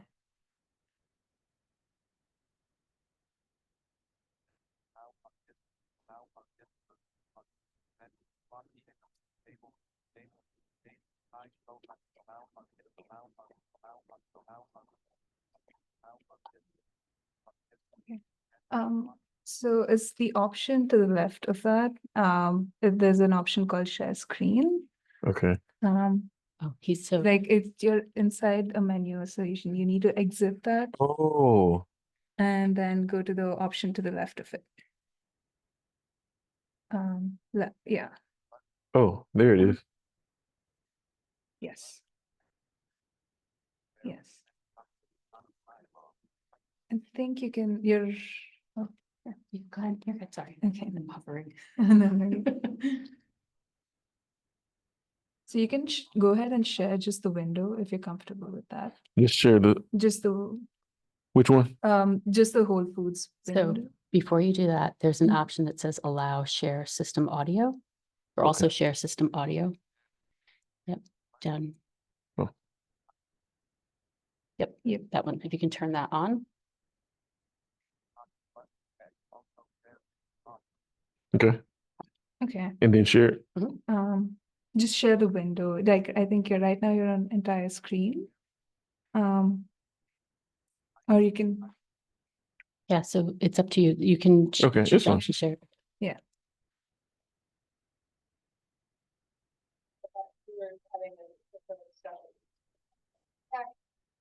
Okay, could you navigate to the Whole Foods screen, please?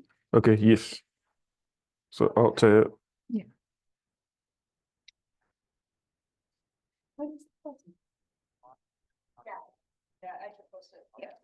Okay, that's great. So I'm going to start with a few warm-up questions. Can I ask you about like your online shopping habits? Do you shop for grocery online usually? I do a lot of online grocery shopping. It's my primary way to get groceries. Great. And what websites do you usually use? So I'm really comfortable with Instacart.com and Walmart.com. How has your experience been with online shopping so far? It's been pretty good. I would say the describing like the products is something that's been lacking, but not having to go to the store to get the groceries is something that I really appreciate. Great. So we're testing out the Whole Foods website today. Just to preface this, I'll ask you to do a few tasks. Please talk out loud as you do them so that I know what you're thinking. And so that like our participants, like the more observers know like what actions you're doing to get to it. I do want to say that like I'm not involved in the design team of the website, so please feel free to be as honest as possible. Like whatever you say won't hurt me. And if you have any questions, please let me know. Okay. Yeah. Okay. Could you search up a product that you want to buy and add it to your cart? Okay. So the first thing I typically do on a website I've never been to, Mhm. if I'm going to search for something, is I go to the top using Control Home, Mhm. and then I use the F to navigate to form fields because form fields are typically where you type in search information. So, and the first thing was a search, so that's good. And then I guess I'll search for almond milk.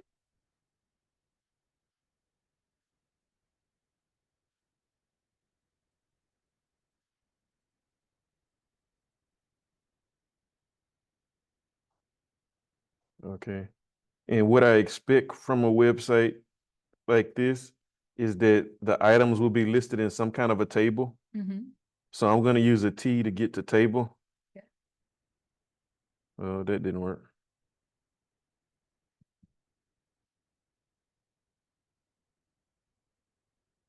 Can you talk through what you're hearing right now? Like, what do you think is on the screen? Okay, so I was expecting it to be a table.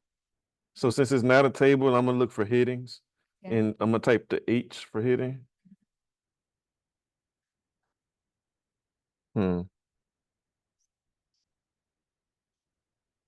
Okay, so it's not headings and it's not in the table. I thought that the results page would be here, so Mhm. I guess I'm gonna search for milk and see if I can get that.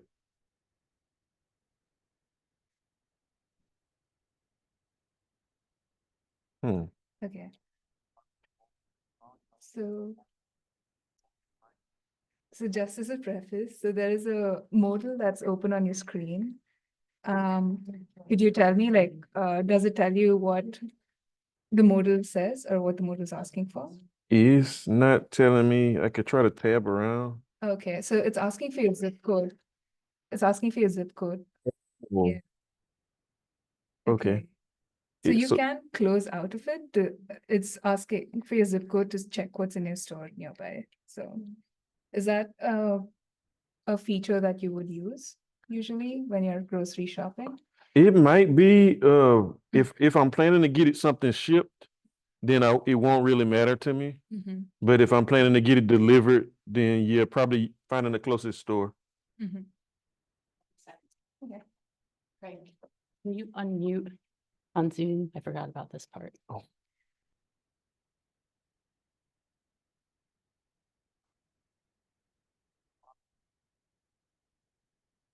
So Alt M. Yeah, try that. And if that doesn't work, there's an unmute button on the screen. Okay. Yep, that one. Perfect. Yeah, you can go back to the Whole Foods website, I think. Awesome. Okay, could you continue looking for a particular almond milk that you like and add it to your cart? Okay, so Mm-hmm. I'm gonna search. You just. Yeah.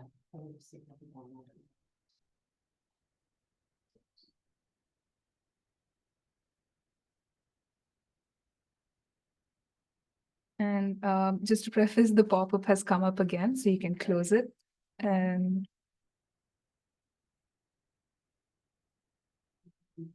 Okay, so I'm trying to find the exact location of where the items are, but so you're right now in the pop-up that's asking to see what's in your store. So you can like close out of it since okay. It's not letting me get to that pop up. Oh. Oh, Hold on one second. Let me Mhm. interrupt you guys for a Yeah, of second. course. So this is why we have like lots of plan Bs and stuff. So, all right, Craig, do you mind if I touch your computer? Go to for check it. something? Go Okay, for it. because it doesn't look like it's shared with screen. Yeah, you need to share the screen. Cool. I'm gonna stop sharing and then I'm gonna share. What's gonna do? Y'all are visiting the site.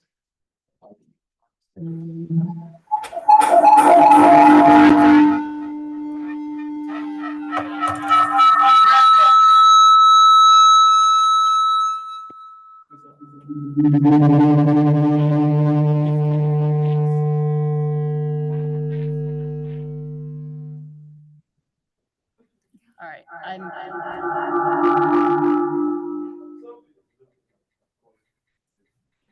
my apologies, because I know that is very jarring. No, we were expecting the car to come in. I don't have a plan B for that one. So sorry. Try that again. Okay.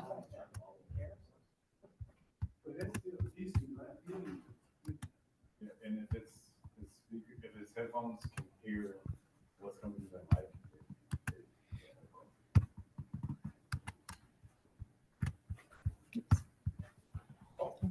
Share. Is that? We should hear it through the room audio now, if it's working, correct? Are you sharing? Yeah. Craig, do you have Zoom installed locally?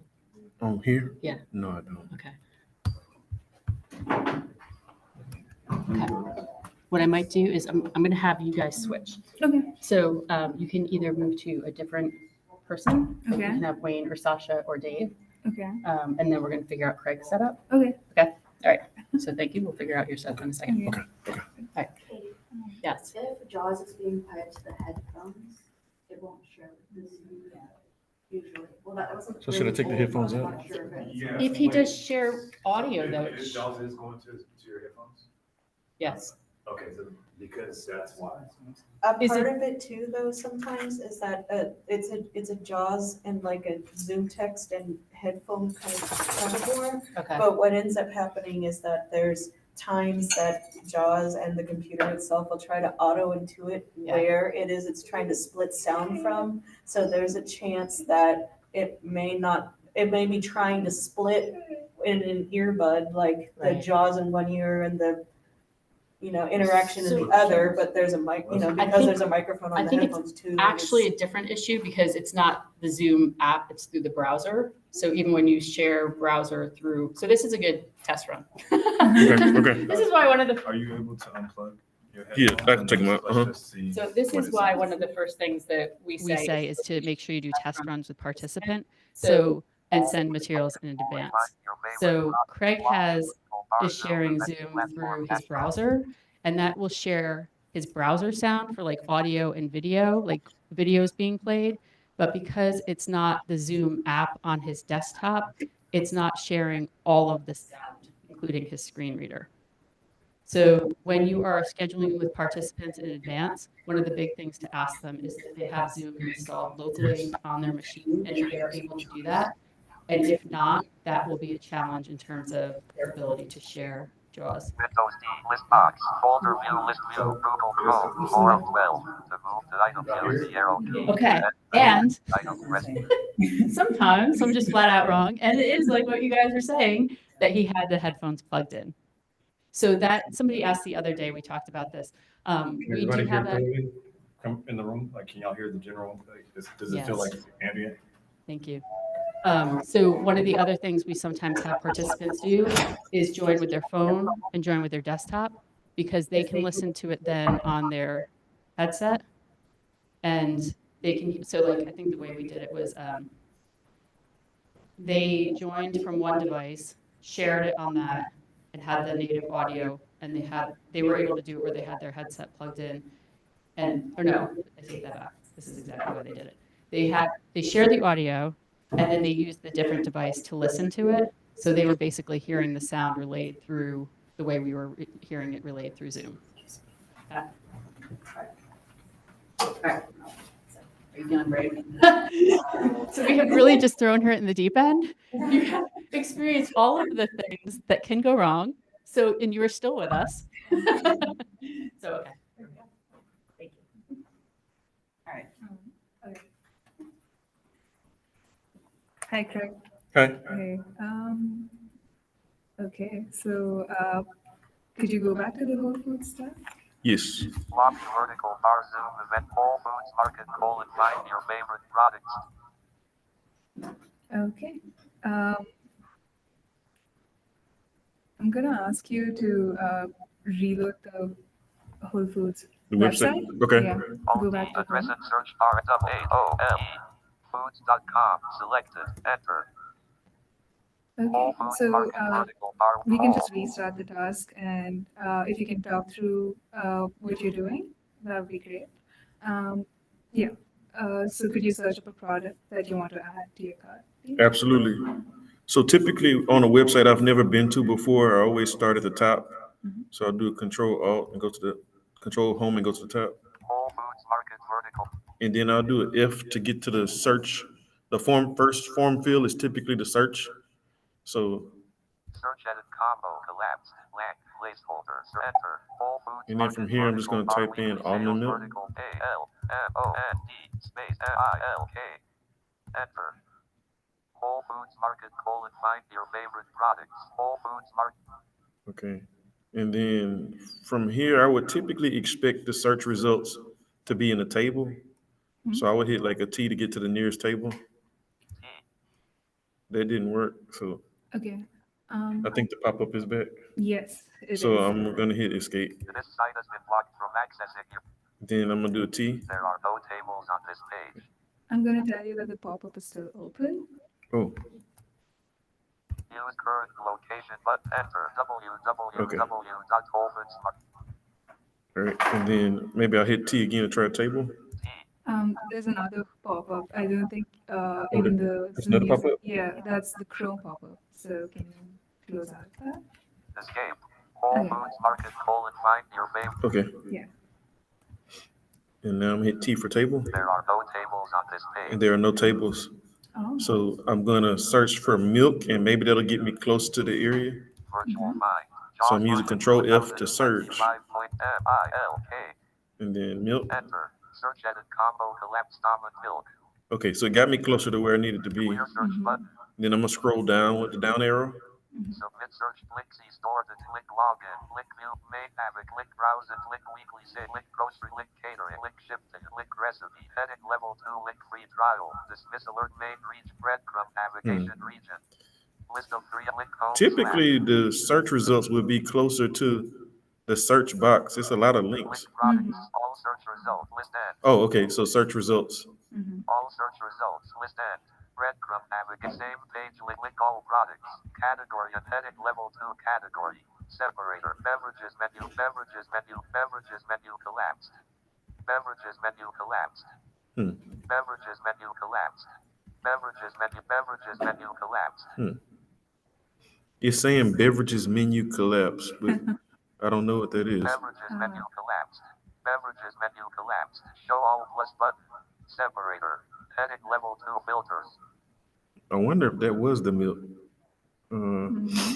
It just said beverages menu collapse, but I'm not sure if that was the milk or not. Group start feature. Sales and 3 I'm gonna try to do a control search for milk again. Virtual find. Jaws for MILK. Enter.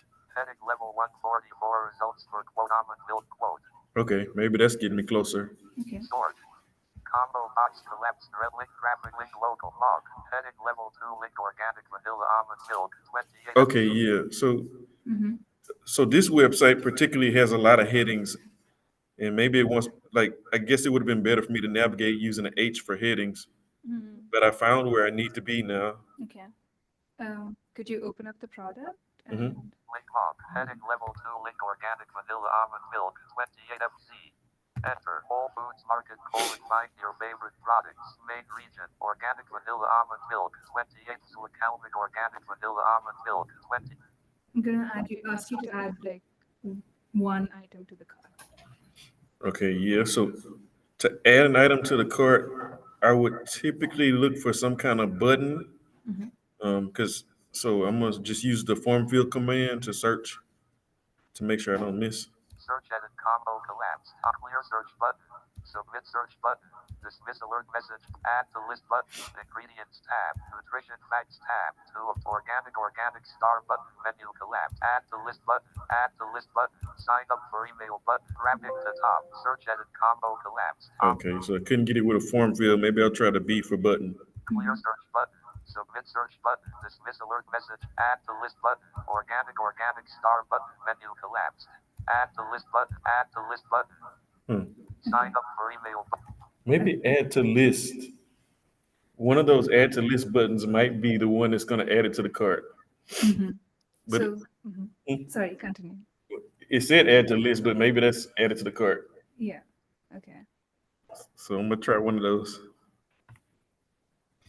Organic vanilla clear search. Submit dismiss. Add to list button. Maybe the first one.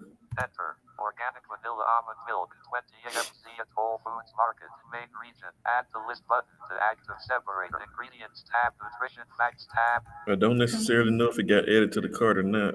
Ingredients heading level 2. I'm gonna ask you to pause. Hmm? So could you please talk through the task that you just went through and what your experience was like? And It was a lot of pop-ups, and I can tell that they were trying to like pinpoint me to the right Whole Foods store. But using the screen reader, it was difficult to navigate out of those pop-ups, and I felt like I was kind of stuck. So I just kind of started randomly clicking escape and different things to get the pop-ups to go away. So that was kind of difficult. And then finding the search box was pretty straightforward. And it had different sections like search results and then another search results. But they were all labeled as headings. So that was decent once I figured out kind of, that it was headings and not tables. Traditionally, I expect tables, but in this case, it was headings. Mhm. And then adding it to the cart was kind of challenging because it wasn't clearly labeled as added to the cart. Mhm. So, yeah. On a scale of 1 to 5, with 1 being very easy and 5 being very difficult, how do you rate the task? I'm gonna say with 1 being very difficult, Yeah, oh, sorry, 1 being very easy and 5 being very difficult. I'm gonna say a 4.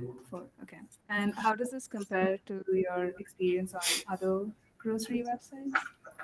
Instacart is a lot Mhm. easier to navigate, but I've also had some experience with practicing it. Okay.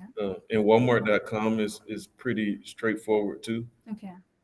So this one would probably be the one of the more difficult ones that I've Okay. tried to navigate. Okay. Okay. Yeah, thank you so much for your time today, and I really appreciate your input. Yeah, absolutely. Yeah, thank you. Okay, so how did that one go? Things that you noticed? Besides all of the starter technical issues, go ahead. I really liked how the moderator asked, just general questions about how he likes to shop, and I felt like that was really good high level detail at intel at the beginning. I really like how the moderator was very clear about his usage of keyboard shortcuts and like why he likes to use them. I thought that was really helpful. And I really liked how you asked him to summarize at the end, because I think that the first things he said were probably the things that maybe bothered him the most. And so that's kind of a way to get more of like what stood out to him most about his experience. So I liked that at the end. Okay, thank you. I give a lot of credit for not getting too frustrated or anything with the system too, because like my wife's like, you're always trying to fix things, you're always trying to get, I would have been like, just let me just, I'm so anxious to like take care of the problem for somebody. So like kudos for your patience. And I just, one general question, I know Whole Foods is a subset of Amazon at this point. Is Amazon shopping as painful as that was? Like, is it, I'm wondering if the e-commerce side of things is just as difficult on the other side. That's just a general.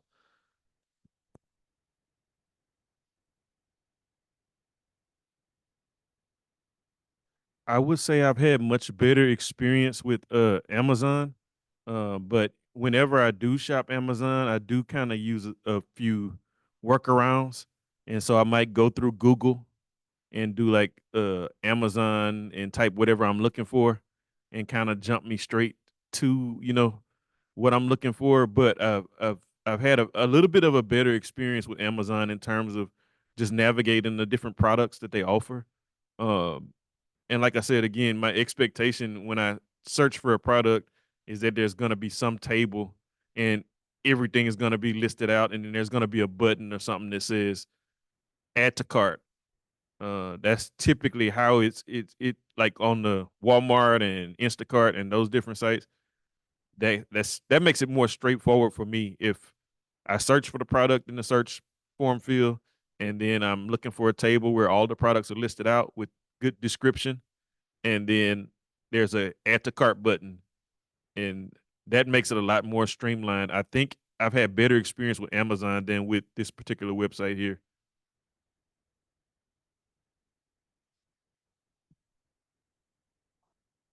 Yeah, I just want to add. Oh, okay. I just want to add. Yeah, I think I realize how confusing it can be when something, because when I see the word list, I think of a wish list. So I think adding to list meaning adding to cart is very confusing, and I guess that just made me realize how confusing that could be. Yeah. As a moderator too, like, so you saw me being frazzled too, and I've test run and conducted studies too. Even if there's one small switch up, like keep that in mind for our participants. So I thought the hang up with the sound was because Craig was sharing it with the browser, and I'd never run into that before. So as much as you can try, anything that will go wrong. And it's hard, like you might have to ask friends and family, like, hey, have you ever had issues sharing with Zoom? What did you run into? And you can start to jot those down and try those out and have, like, I usually have like a Post-it note and list of shortcuts that I can tell the participant, press this key control, or, you know, to mute or unmute or to share screen, so that they have that available, so they don't have to find the Zoom panel that may auto hide and they may not realize it. So what is the solution for pop-ups and modals and things? Is there a way to trigger it so that the reader will read that it's there, or is it just best to not use them? Or what are the options? Would anyone in the room like to feel that? Anyone who has done development? Sasha? Okay, I'm not speaking from a developer's perspective. It's just a participant experience, really. I'm really glad that you asked that question, because one of the things that happens in a test between a participant and a moderator is trying to figure out that line of where do you step in, where do you help, where do you assist with problem solving. And while there's not really a straightforward answer to that part of it, there were things visually that the moderator was able to see, such as that Moodle or that pop-up. And it, you know, literally speaking, and pun intended, out of sight, out of mind. The screen reader wasn't picking it up at all. When it's labeled accordingly, or in a more user-friendly fashion, it will say, you know, Moodle, or, you know, pop-up image, you know, with, you know, a screen to type in your zip code. And a lot of times when that is labeled in the background, it can also be labeled with a hint that says, you know, press escape to return to the main screen. So if there was a Moodle or a pop-up that is developed, they can have their place and they have their value, but they do have to be labeled in the background as a Moodle or as a pop-up. And it's even more opportune to be able to say, you know, press escape or Alt F4 to, you know, return to your previous screen. And you. when you say labeled in the background, where specifically am I labeling this? I can answer that one. So if you're asking from a development perspective, like what do you tell the developers? Yep. So they need to be looking for things like role equals alert, role equals status, ARIA live, those types of things. And there are lots of sessions at this conference about things like that. If you look for things like notifications, ARIA, which is ARIA, which stands for Accessible Rich Internet Application. And that's one of the ways you can add additional attributes if you can't handle something just through straight out HTML. And the browsers have support for a lot of the attributes, not all of them, and they all work differently.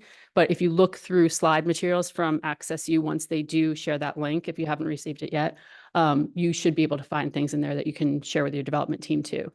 But if they do, like, this is like a known hot button because it's so challenging. So if you start to look for accessibility, dialogues, modals, notification, those types of things, you'll find a treasure trove of things, including blog posts about how people did it to figure out the best way. Yeah. So I have a dev background, and this pops up ironically all the time. First, I'm going to try to keep this organized, so I keep it quick. We've been working on I work for Chase. We have a branch locator and ATM tool. That geolocator that pops up from Chrome that says, where's your location? It really throws a lot of stuff off. If that triggers automatically on the page, that's built into Chrome. That's not our application, that's theirs. So now you've thrown the screen reader back into almost the browser side of things. And if there's not a quick way for Chrome to say, like, just use my location, and it says there's always, there's only when I'm using this, and then there's never. Well, now I have never, and now I've messed up what I originally had them click on for the geolocator in the first place. So now I'm set into this horrible loop. But okay, so beyond that, so that's the problem we've run into lately with Chrome, but we call that's a third party problem. Like, I hate writing that off. That's bad usability. So I'm sure there's some solution in there eventually, but a lot of times what I've run into with the devs, and this is something to watch out for, those modals, they hide them on the page. They're there, but they're hidden. So CSS and JavaScript is written so that it pops up. There's a notification. There's an ARIA notification.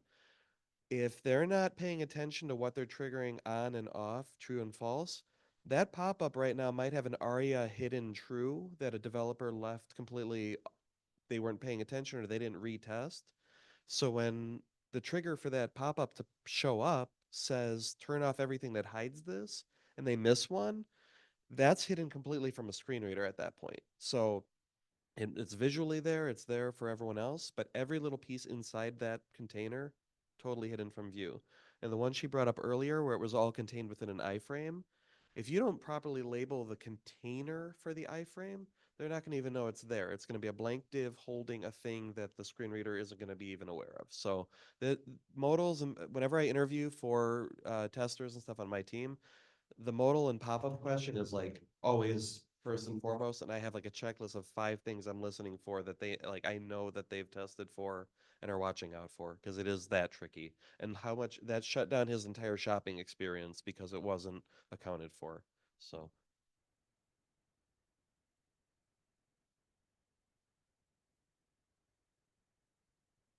From the point of view of developers, you don't just check on Chrome. A lot of people with disabilities use Firefox because they can write applications for themselves much easier in Firefox. So, and the truth is, if you want to succeed as a professional, and I'm a developer and was a professor of computer science too, if you want to succeed in a profession, especially IT or something like that, you have to write your own stuff because the assistive technologies just aren't good enough for that level of work.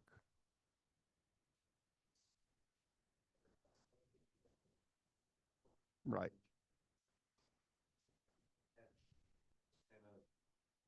but the problem is we have to base everything off a generic user, not somebody who's their own thing. So somebody can write something that helps themselves, maybe with that geolocator for Mozilla, or Firefox might have something that you built in to say like, hey, everyone comes up, just tell it, dismiss it. But you're building it for somebody who just had a brand new clean browser experience, all the cookies cleared, everything. It's, you still run into those default behaviors of all the. We try to test on everything. Well, I understand, but it is actually a very serious tool. Craig has something to add. I think with some of the better websites that I've had experiences with, they kind of shoot for the same data. So they want to know your location and things like that, but they get it from the jump. So like they'll have form fields or something where it says fill out which location you want or something like that. And so it's not a pop-up, but it's more of a type your zip code into this form field, and then they'll kind of reroute you to where you need to be in terms of like the store that's closest to you. So I don't know if that helps, but that's been a better experience for me, is like when it says, here's a form field to search for your zip code or whatever, and you just type directly into the form field, and you're still getting the same data, to get you to the closest store to you or whatever, but it's not a pop-up, it's more of a form field.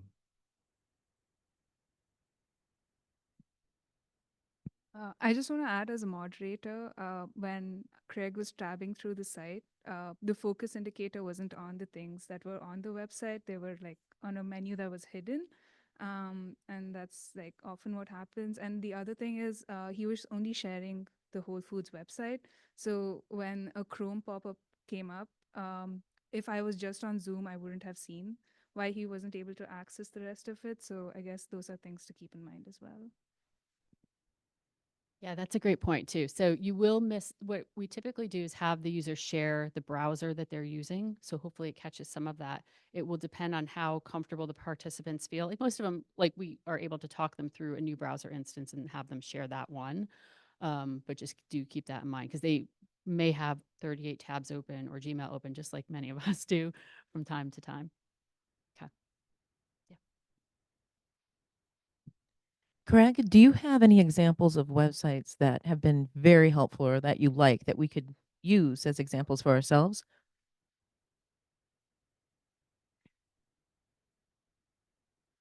Absolutely. So websites like Google has really really kind of been one of my go-tos. Even whether it's shopping, like the example I was just using now, or whether it's just looking for information and data, Google kind of has been really really good.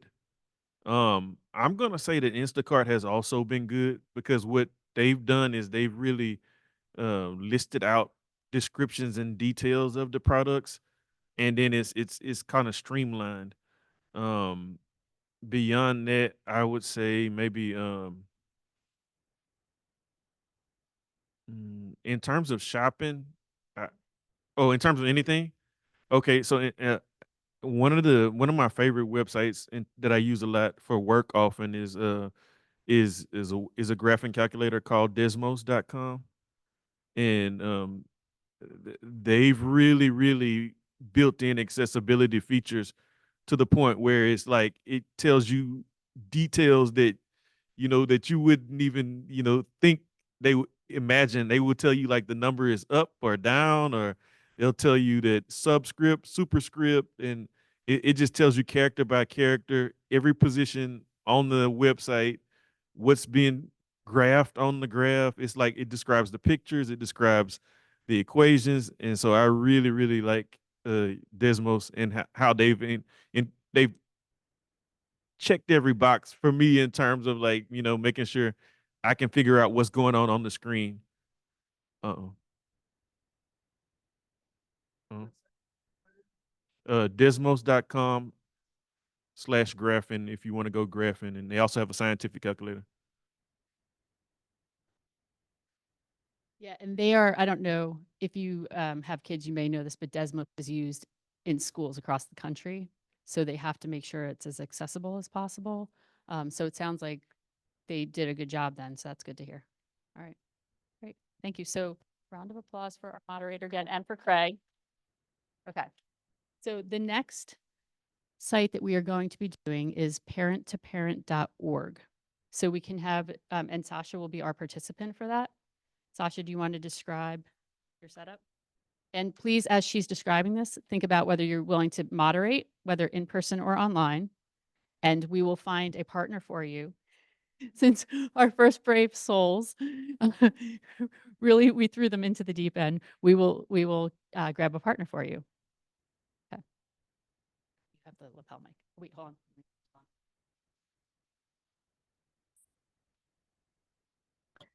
So just turn off my own self or I hear myself. But is everybody else able to hear me okay? Shut. Yes.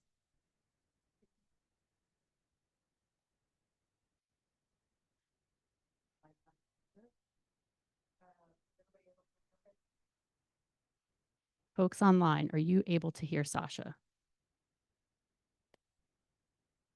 It's okay. Oh, thank you for that reminder. Okay. Yeah, I turned it off so that she wasn't getting the feedback.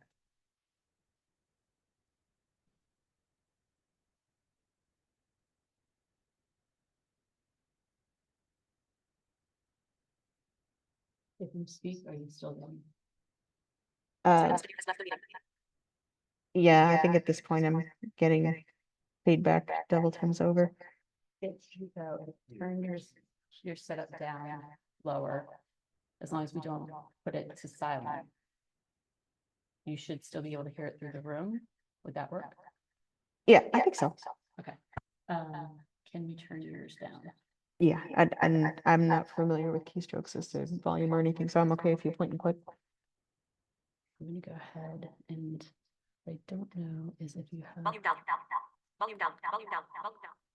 Okay, is that better?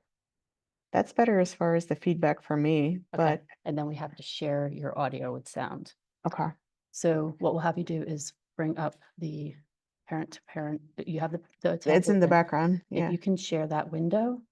Or you, Do you want me to just, but I have Zoom and focus here to just go through the motions of share screen? yes, Here? share screen and then share screen with sound. Okay, so, since I can't hear JAWS at the moment, you'll have to tell me, if I'm, And would you like me to get you there? yeah, if it's presently Okay. Yeah. in focus. So.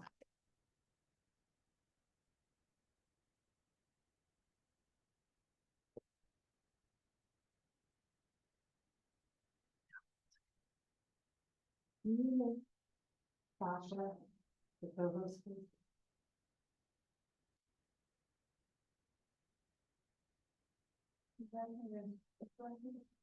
Rangel, Rangel.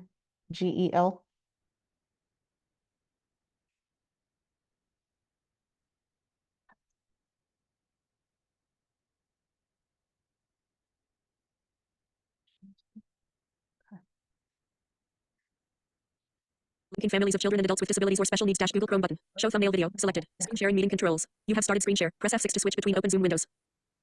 Participants can now see your application. Cool. So, well, I'm glad to know that the big screen out there is able to hear me and I can hear me through it. Is everybody else able to hear me okay?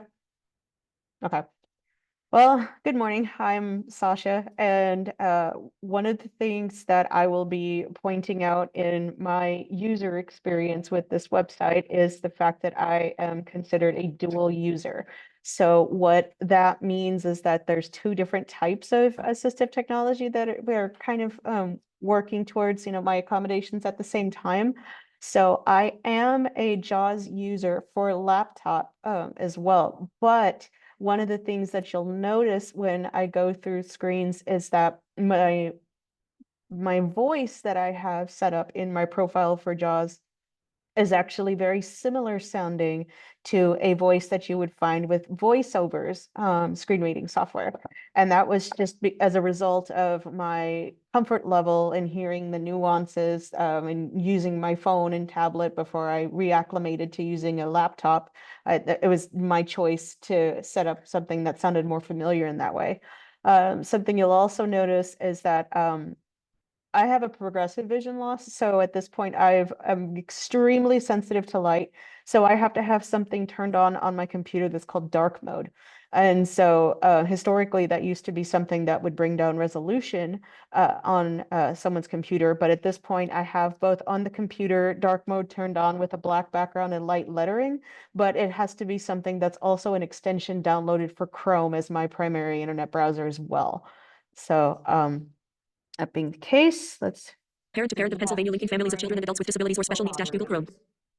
Parent to parent of Pennsylvania linking families of. We have two brave co-moderators that are going to work with Sasha. Guess we'll sit on either side of Sasha. And It's okay, I only bite when I'm have asked. My chat up. So Same you're here. going to try. So I have my chat up. And Sasha, I'm gonna move your bag if that is okay. Yes, oh yeah, please. Just move it to the floor. So I have my chat up. The person who requested this particular site is going to give us some questions that she'd like you guys to ask. Okay, and you can do like a quick intro and, say welcome, all that sort of stuff. And if you, do you want to, are you good there? I'm okay, but Dan, I can't read it from here. Okay. That's okay. I can handle reading. Sorry, the dog distracted. Down. Okay, so Nicole Lindsay is on the chat and has some questions they would like to ask. Oh, and Pretend you're yes. So Nicole is like quasi moderating through you. Okay. You're channeling Nicole. All right, I'm. So Okay. she's feeding You are questions. Dan I'm- and Nicole. Yes. We So are what one. was your name? Raven. Raven and Dan. Dan. So Raven and Dan are our moderators, and you're channeling Nicole's Okay. energy with the questions. These are close. Okay, so we would like you. Let me read it first so I can summarize the question. Oh, sorry.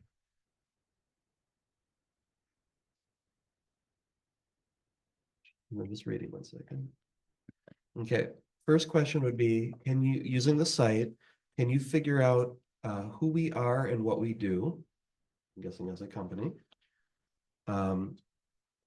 So one of the things that we try to do is ask one question at a time, just because the cognitive load of being in a test and working with JAWS, working with whatever assistive tools you may be using, voice control, whatever, trying to remember all of the questions we may be inclined to ask at a rapid pace is so much. So we try to ask very short, clear tasks, and that is worth dry running with anybody, even if it's grab somebody down the hall, coworker, grab a friend or family just to run through that. And it appears to be sharing just the window she's looking at, and the question on here is it intentional to have it at that screen size? Because it looks like it kicked into like a tablet or mobile view at that width. So does that mean it's only taking up a portion of the screen and not the whole screen itself? Okay, so let me see if. Alt space, context X, leaving menus, parent to parent of Pennsylvania linking families of children and Does adults. that make a difference? Yes, that's Okay. the full size. And that is a question. So we're gonna do like a participatory. Sorry. Yeah. No, you're No, totally no, good. you're okay. Because I'm thinking of things that are worth mentioning. So that is something that you guys can ask a participant do you typically full size your screen? Do you like, how wide do you have it open? And you may learn that Sasha may keep it open because she has to keep some other messaging channel always open and it's hard for her to switch back and forth. Or specifically in this case, is one of those things similar in concept to the Moodle other pop-up, like it's out of sight and out of mind. I visually can tell that there's something on the screen, but I am never at a visual level, and a screen reader will not tell me inherently if a window on an internet browser is at full screen or not. So that's one of those, if we've gone through a tech check, in the beginning, that may be, prior to the test itself, may be something that if you visually notice that, as a probing question to me in the tech checks is something that, is you could siphon out in terms of if I'm aware of it or not. Okay, great. So going back to the question, can you, from the site, can we figure out who they are and what they do? Okay. So, my first instinct, if I'm going to a new website, is to start from the top left-hand corner, similar to how Craig mentioned before, and that's with the Control Home key.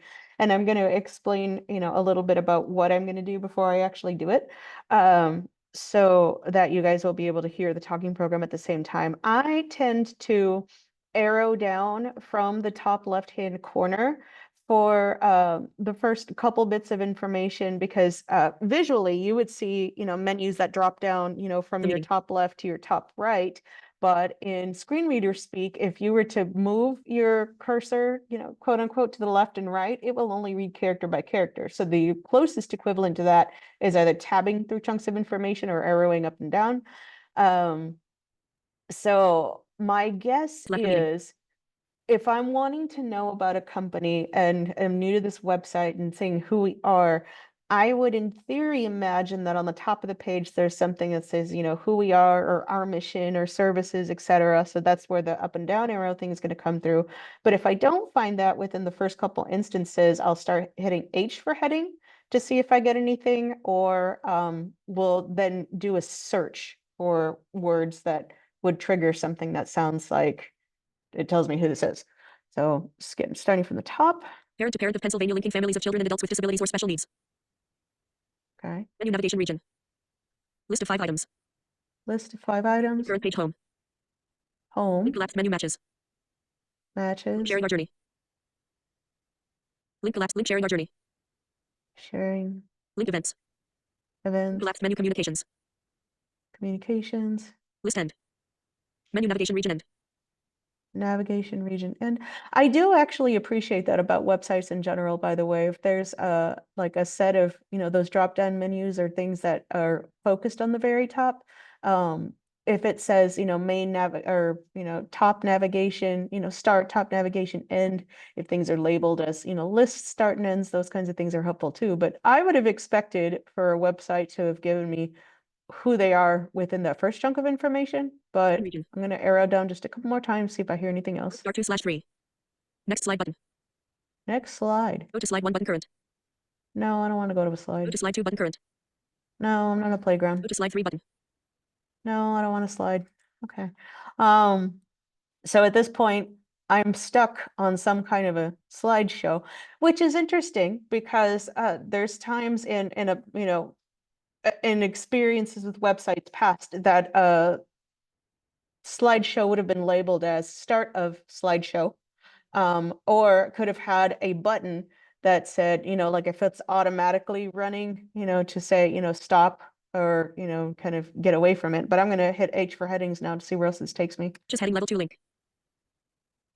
Go to slide 3, heading level 2 link matches.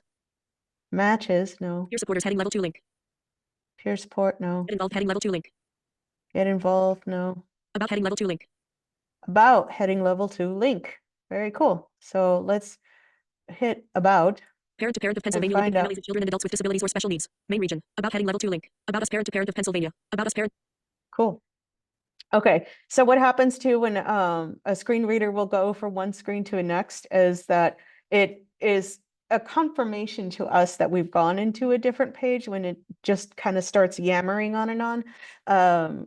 I couldn't tell you if it always starts at the top left-hand corner, or if it always starts somewhere in the middle.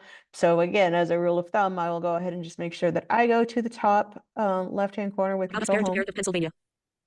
Parent to parent in Pennsylvania. Well, I'm not in Elizabeth Campbell Pennsylvania, has so left the let's see meeting. what else I want. Okay, so H for headings. Who are we? Heading level 2. Main region. Heading level 2. Who are we?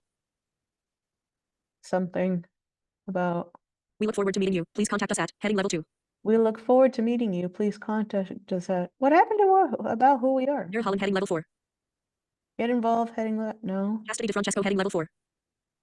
something not relevant to what I'm needing. Lindsay heading level 4. What the heck? Margaret Park heading level 4. You know what? Okay. So I'm not really clear where I am on this page, but what I am going to go ahead and do is pull up a search. Virtual find. for, JAWS version 2024-2411. A, B, O, U, T. Let's see if I type in about in the search. If you are interested in a match or simply learning more about our program, please contact your regional coordinator at the phone numbers listed under. Okay, so what'll happen here is it'll bring up every instance of the word about on this page if I hit F3. And so it just stuck me in the middle of a sentence. Okay, so in the interest of time, thank you for doing that. Here, I'm not good at the questions. There. Sure. Yeah. Hey, Sasha, I'm Raven. Hi. Nice to meet you. So overall, how did you feel about completing this task of finding out what this company, business, I've never seen this webpage either. Tell us a little bit about it. How was your experience? I found out everything about parent to parent except what they were about. So I heard some headings that were labeled that said something about getting involved. I heard something about events.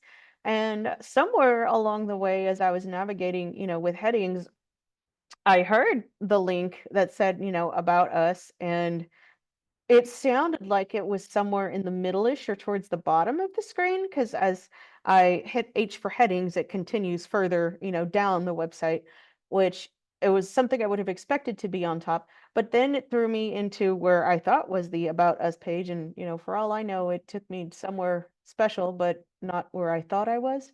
So hearing the subsequent headings in the area that I'm at now, I found out about the existence of this organization in a different state.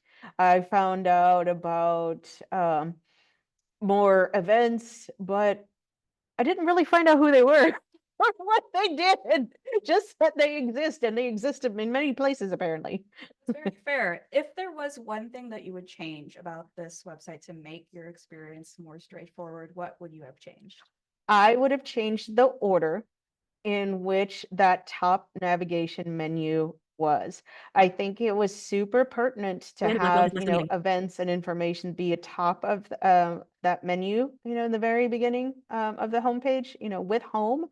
But I would have made a link in that menu where there was home, where there was events, where there was something that was about us. Because I think just as a best practice, not only is having information about you as an organization in the forefront something that is good to bear in mind because people do want to know. I think from a logistical standpoint, if I'm unfamiliar with a website and I'm needing to know about an organization and a website at the same time, having it again first and foremost is of most value. Awesome. Well, I think that brings us to the end of the session. So thank you so much for sharing your experience, and I hope to see you around at Access U, I guess. This has been very informative. Thank you so much. You're welcome, and I'm sorry. We're also just like, I Oh. don't know what this website does either, so. Yeah, I think maybe it just wasn't on the website. Anyone have I don't think anybody should find what it was about. Just gonna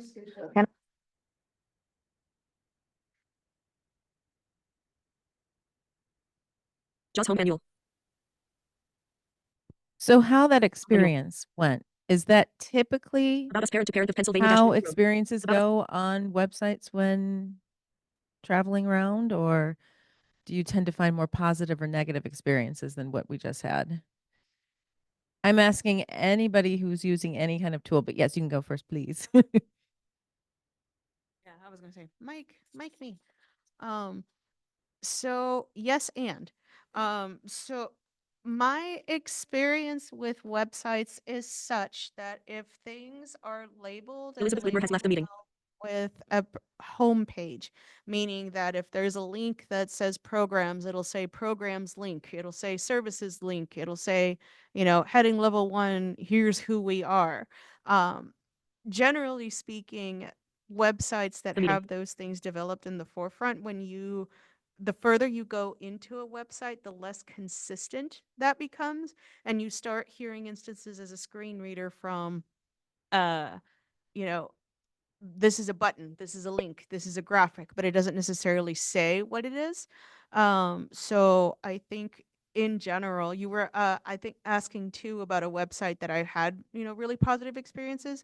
HEB.com, I think, is a really good resource for looking at products, and with the experience of just the grocery shopping in itself, there is a very clear distinction between a button that says add to a list. So if you're making a list of products and not necessarily going to purchase them at that moment, it distinguishes itself from another button that says add to cart. So I think, the verbiage in that in itself and then the layout as well is very well done in that regard. Craig has something to add.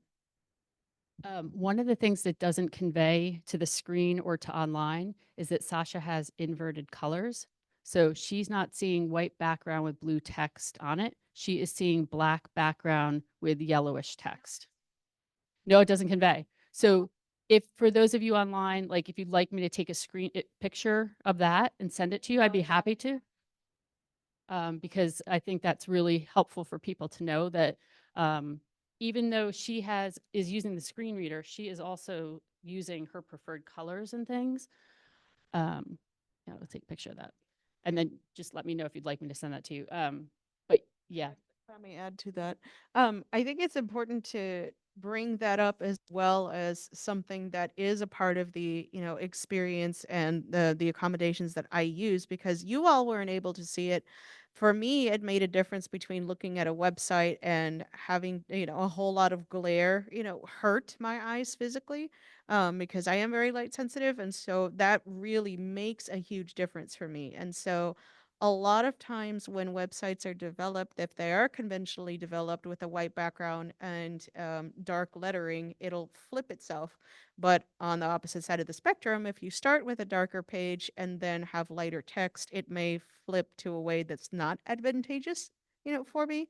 But not every site is created equal, and I couldn't tell you the development specifics as to why or why not that is. But yeah, it's really important that as an image of the invert colors was captured. Thank you. For those online too, what I can do is our next participant is Dave.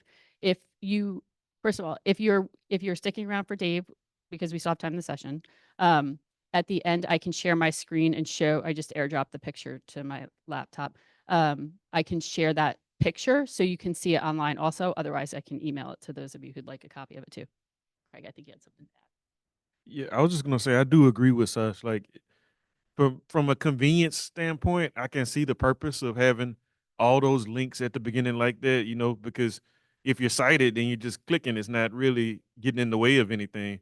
You can just jump to right where you want to go. But from a screen reader standpoint, it's like you're trying to dig for treasures and you get frustrated after a while because it's like you done went through so many links and you still haven't got to what you know is on the screen somewhere, but it's somewhere hidden in the midst of all of the links. And so I think I was just co-signing what Sasha said. The layout is so important. If you give me what I'm looking for right at the front, then it just makes it such less of a frustrating experience for me as a person using a screen reader to figure out the website. Okay. All right. So Beth and I'm sorry, I didn't capture your name. Helene. Beth and Helene are going to be our brave moderators for Dave. And first of all, round of applause for our last moderators. Beth. Okay. All right. Wayne, thank you for coming.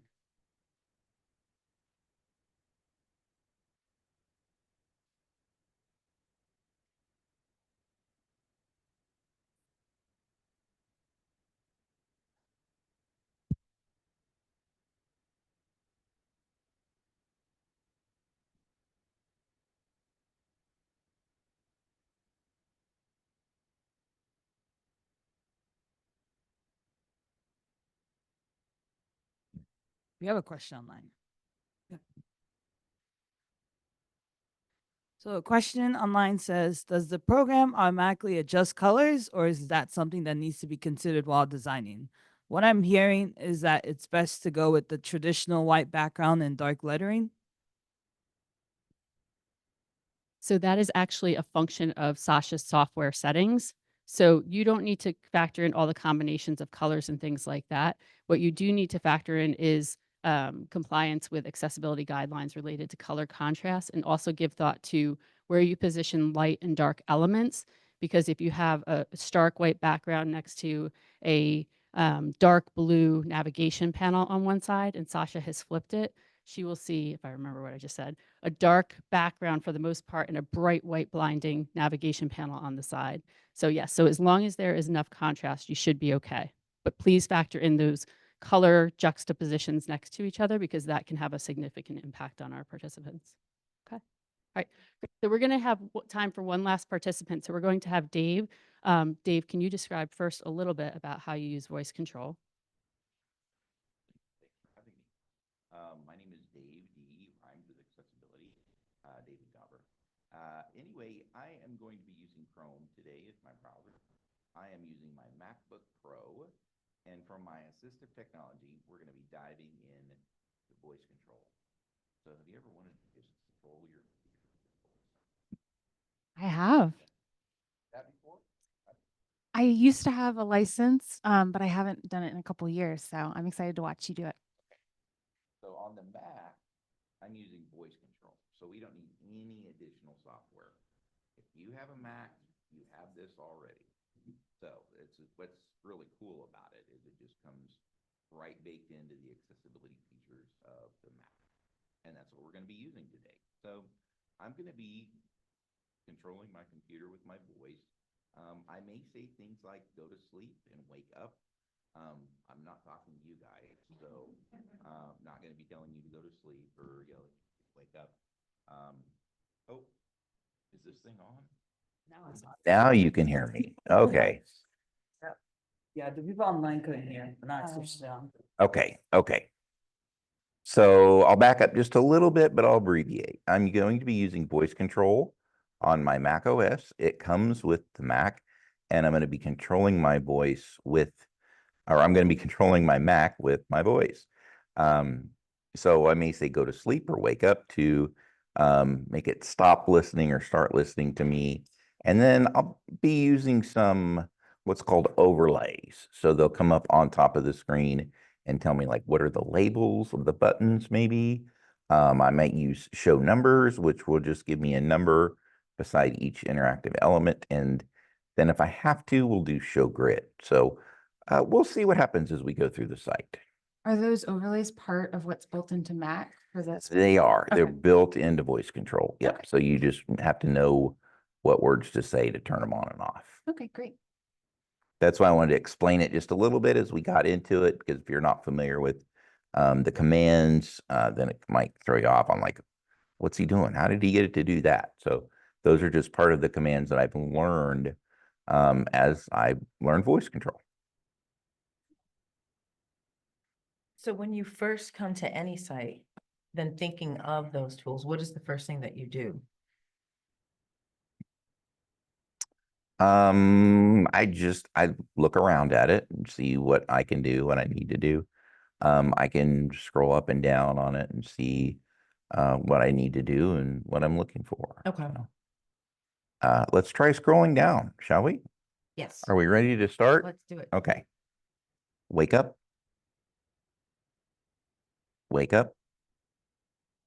You notice the little command in the upper right change, or there's a little like squiggly line in the upper right.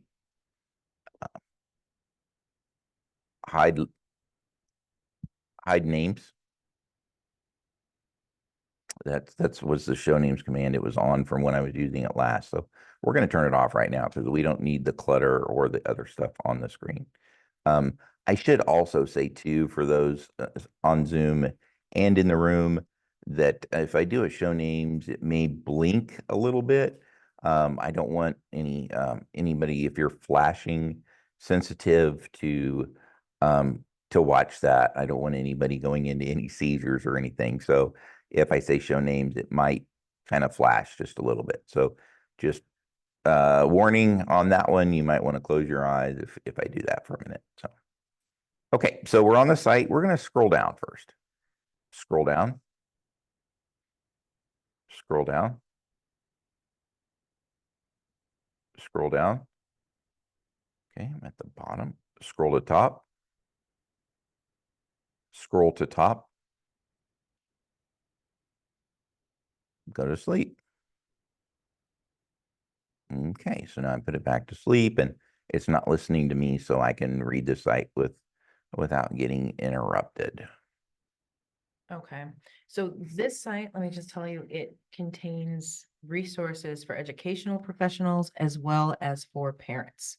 All right. So you can pretend you are whatever role you like and kind of go around to see where you would like to explore. And on the way, tell me what kind of difficulties you're encountering or anything that is easy for you, and just kind of where you'd like to take a look at. Okay, so if I start up at the top, looks like there's a menu. And I see like little dots next to it. Or are they down arrows? Are those drop downs? Let me see what happens when I click on one of them. Well, we're trying to figure out what this site's about. Let's try about. Wake up. Wake up. Click about.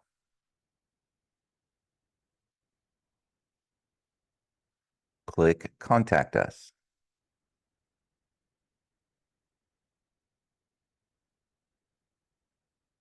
Click back.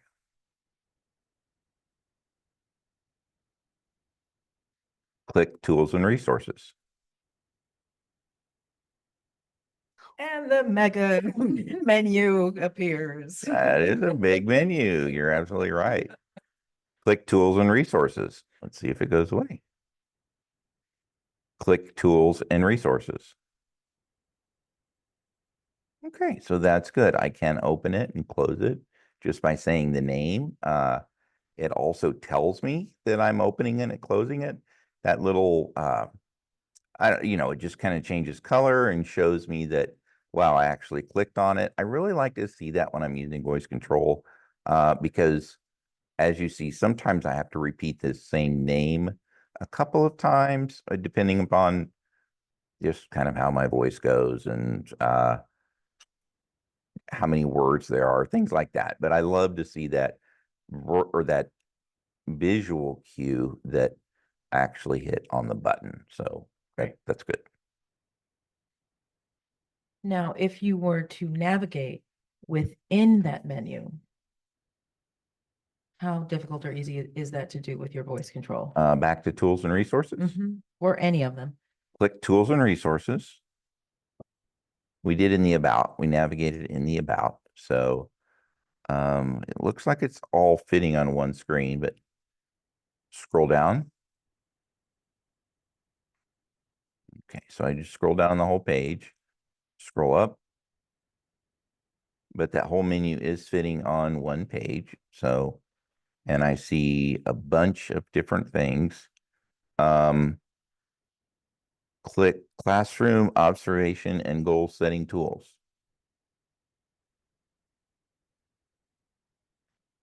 All right, it got there. I was a little nervous. That name was pretty long. Sometimes if the names get long, I might run out of breath before I finish all of the words. So Because we also want to hear from Wayne also. absolutely. Can you show them two more things? Can you show them mouse grid Mm-hmm. and show either numbers or names, whichever you think is more important for them to know about? I have to choose. It's all important. On your site, if there's a contact us or anything that has a field or something like that, he could combine things and do one of those or both. Click about. Click about. Click contact us.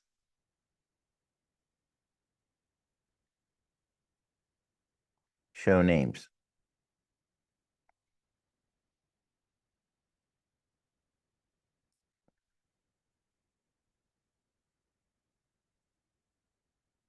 So I'm seeing one that says click here to submit a help ticket, right? And it says click here to submit, and then there's like a period there. Click period. It's like a label. Click period. Click dot. Okay. Click dot. Where did that dot take us? I'm not sure. Well, that was part of the accessible label for some reason. And I could say click dot and it went. So that was kind of weird to me. That was something that was in the label. A lot of times the label will not match the actual name that I see. And that's where it can get a little bit confusing with me with voice control. And that can be a confusing part for me, because I want to be able to just click on what I see in the name. Now, as accessibility professionals, we know, like, for example, here it is right here on the screen. Click learn more.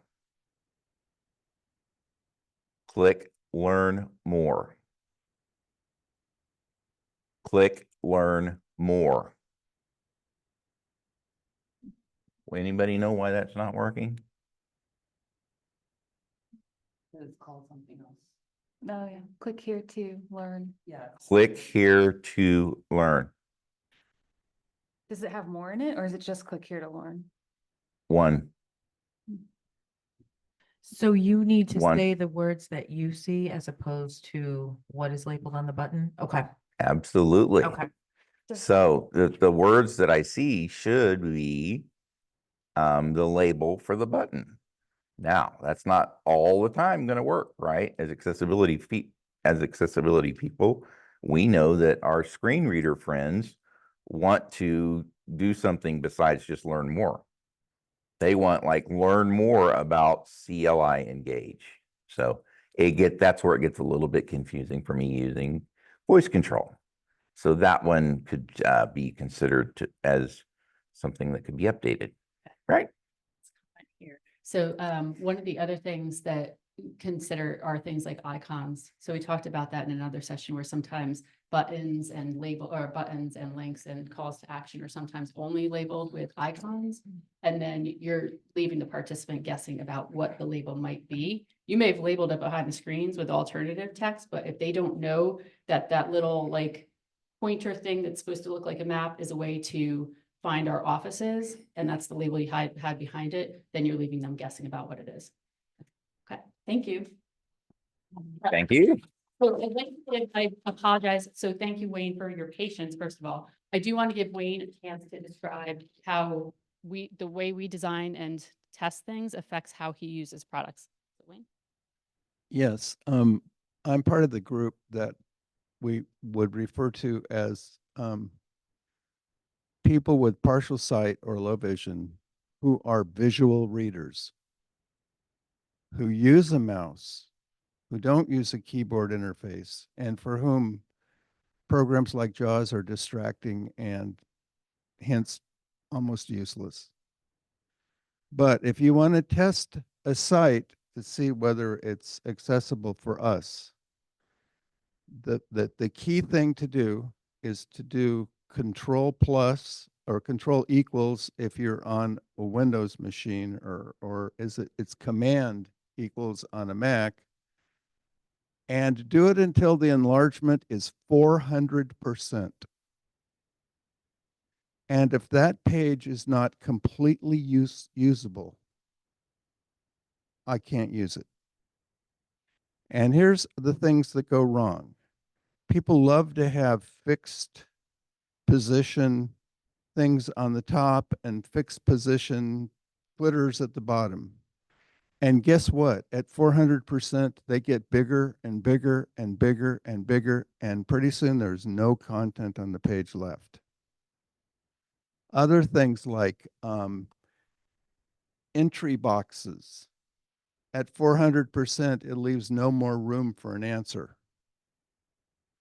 But when we founded the Low Vision Task Force, and I founded the Low Vision Task Force at the World Wide Web Consortium, and I was the person that wrote the proof that showed that you had to word wrap at enlargement, that Zoom was ineffective for reading because, for example, if you have a Zoom and it splits the page in two, one page of print takes 50 to 75 horizontal scrolls to read one page of print. If you have to split it into 3 screens, now we're going between 100 and 150 scrolls. One time I taught a course in algorithms complexity for graduate school. It was a 1,000-page book. I had to do 105,000 scrolls to read that book. I'm really glad I hadn't done that computation before I read the book because I probably never would have started. So I just wanted you to know that one thing. This is just a quick 5-second test you can do. Control equals or command equals, and just it'll tell you what the enlargement is, and you have to be able to take it up to 400% for it to be accessible. Thank you, Wayne. To that point too. So one thing I forgot to mention, there are some slides that we didn't show here that are intentional tips and tricks on different OS tools you can use. Mac has a ton of them, like Dave was saying, like Wayne was saying too, like there's screen magnification. So I have some things in there so you can try it out yourself. And then there are some where I knew what they were for Windows and for iPhone as well. So I don't know all the Android stuff, but I know there's some for those two built into the system also. Inverted screen problem. A lot of the screen magnification software actually goes into the chip and does its work at the hardware level. And so that's not transmitted through the software. So that's a recurring problem that happens with assistive technology. Thank you. Okay. Just a quick question. So when we test reflow for WCAG, we use the developer tools to resize the screen to 320 pixels. And just make sure things reflow. Is that a good, accurate? Yeah. So there's no difference between doing that and the control plus to 400? Okay. Okay.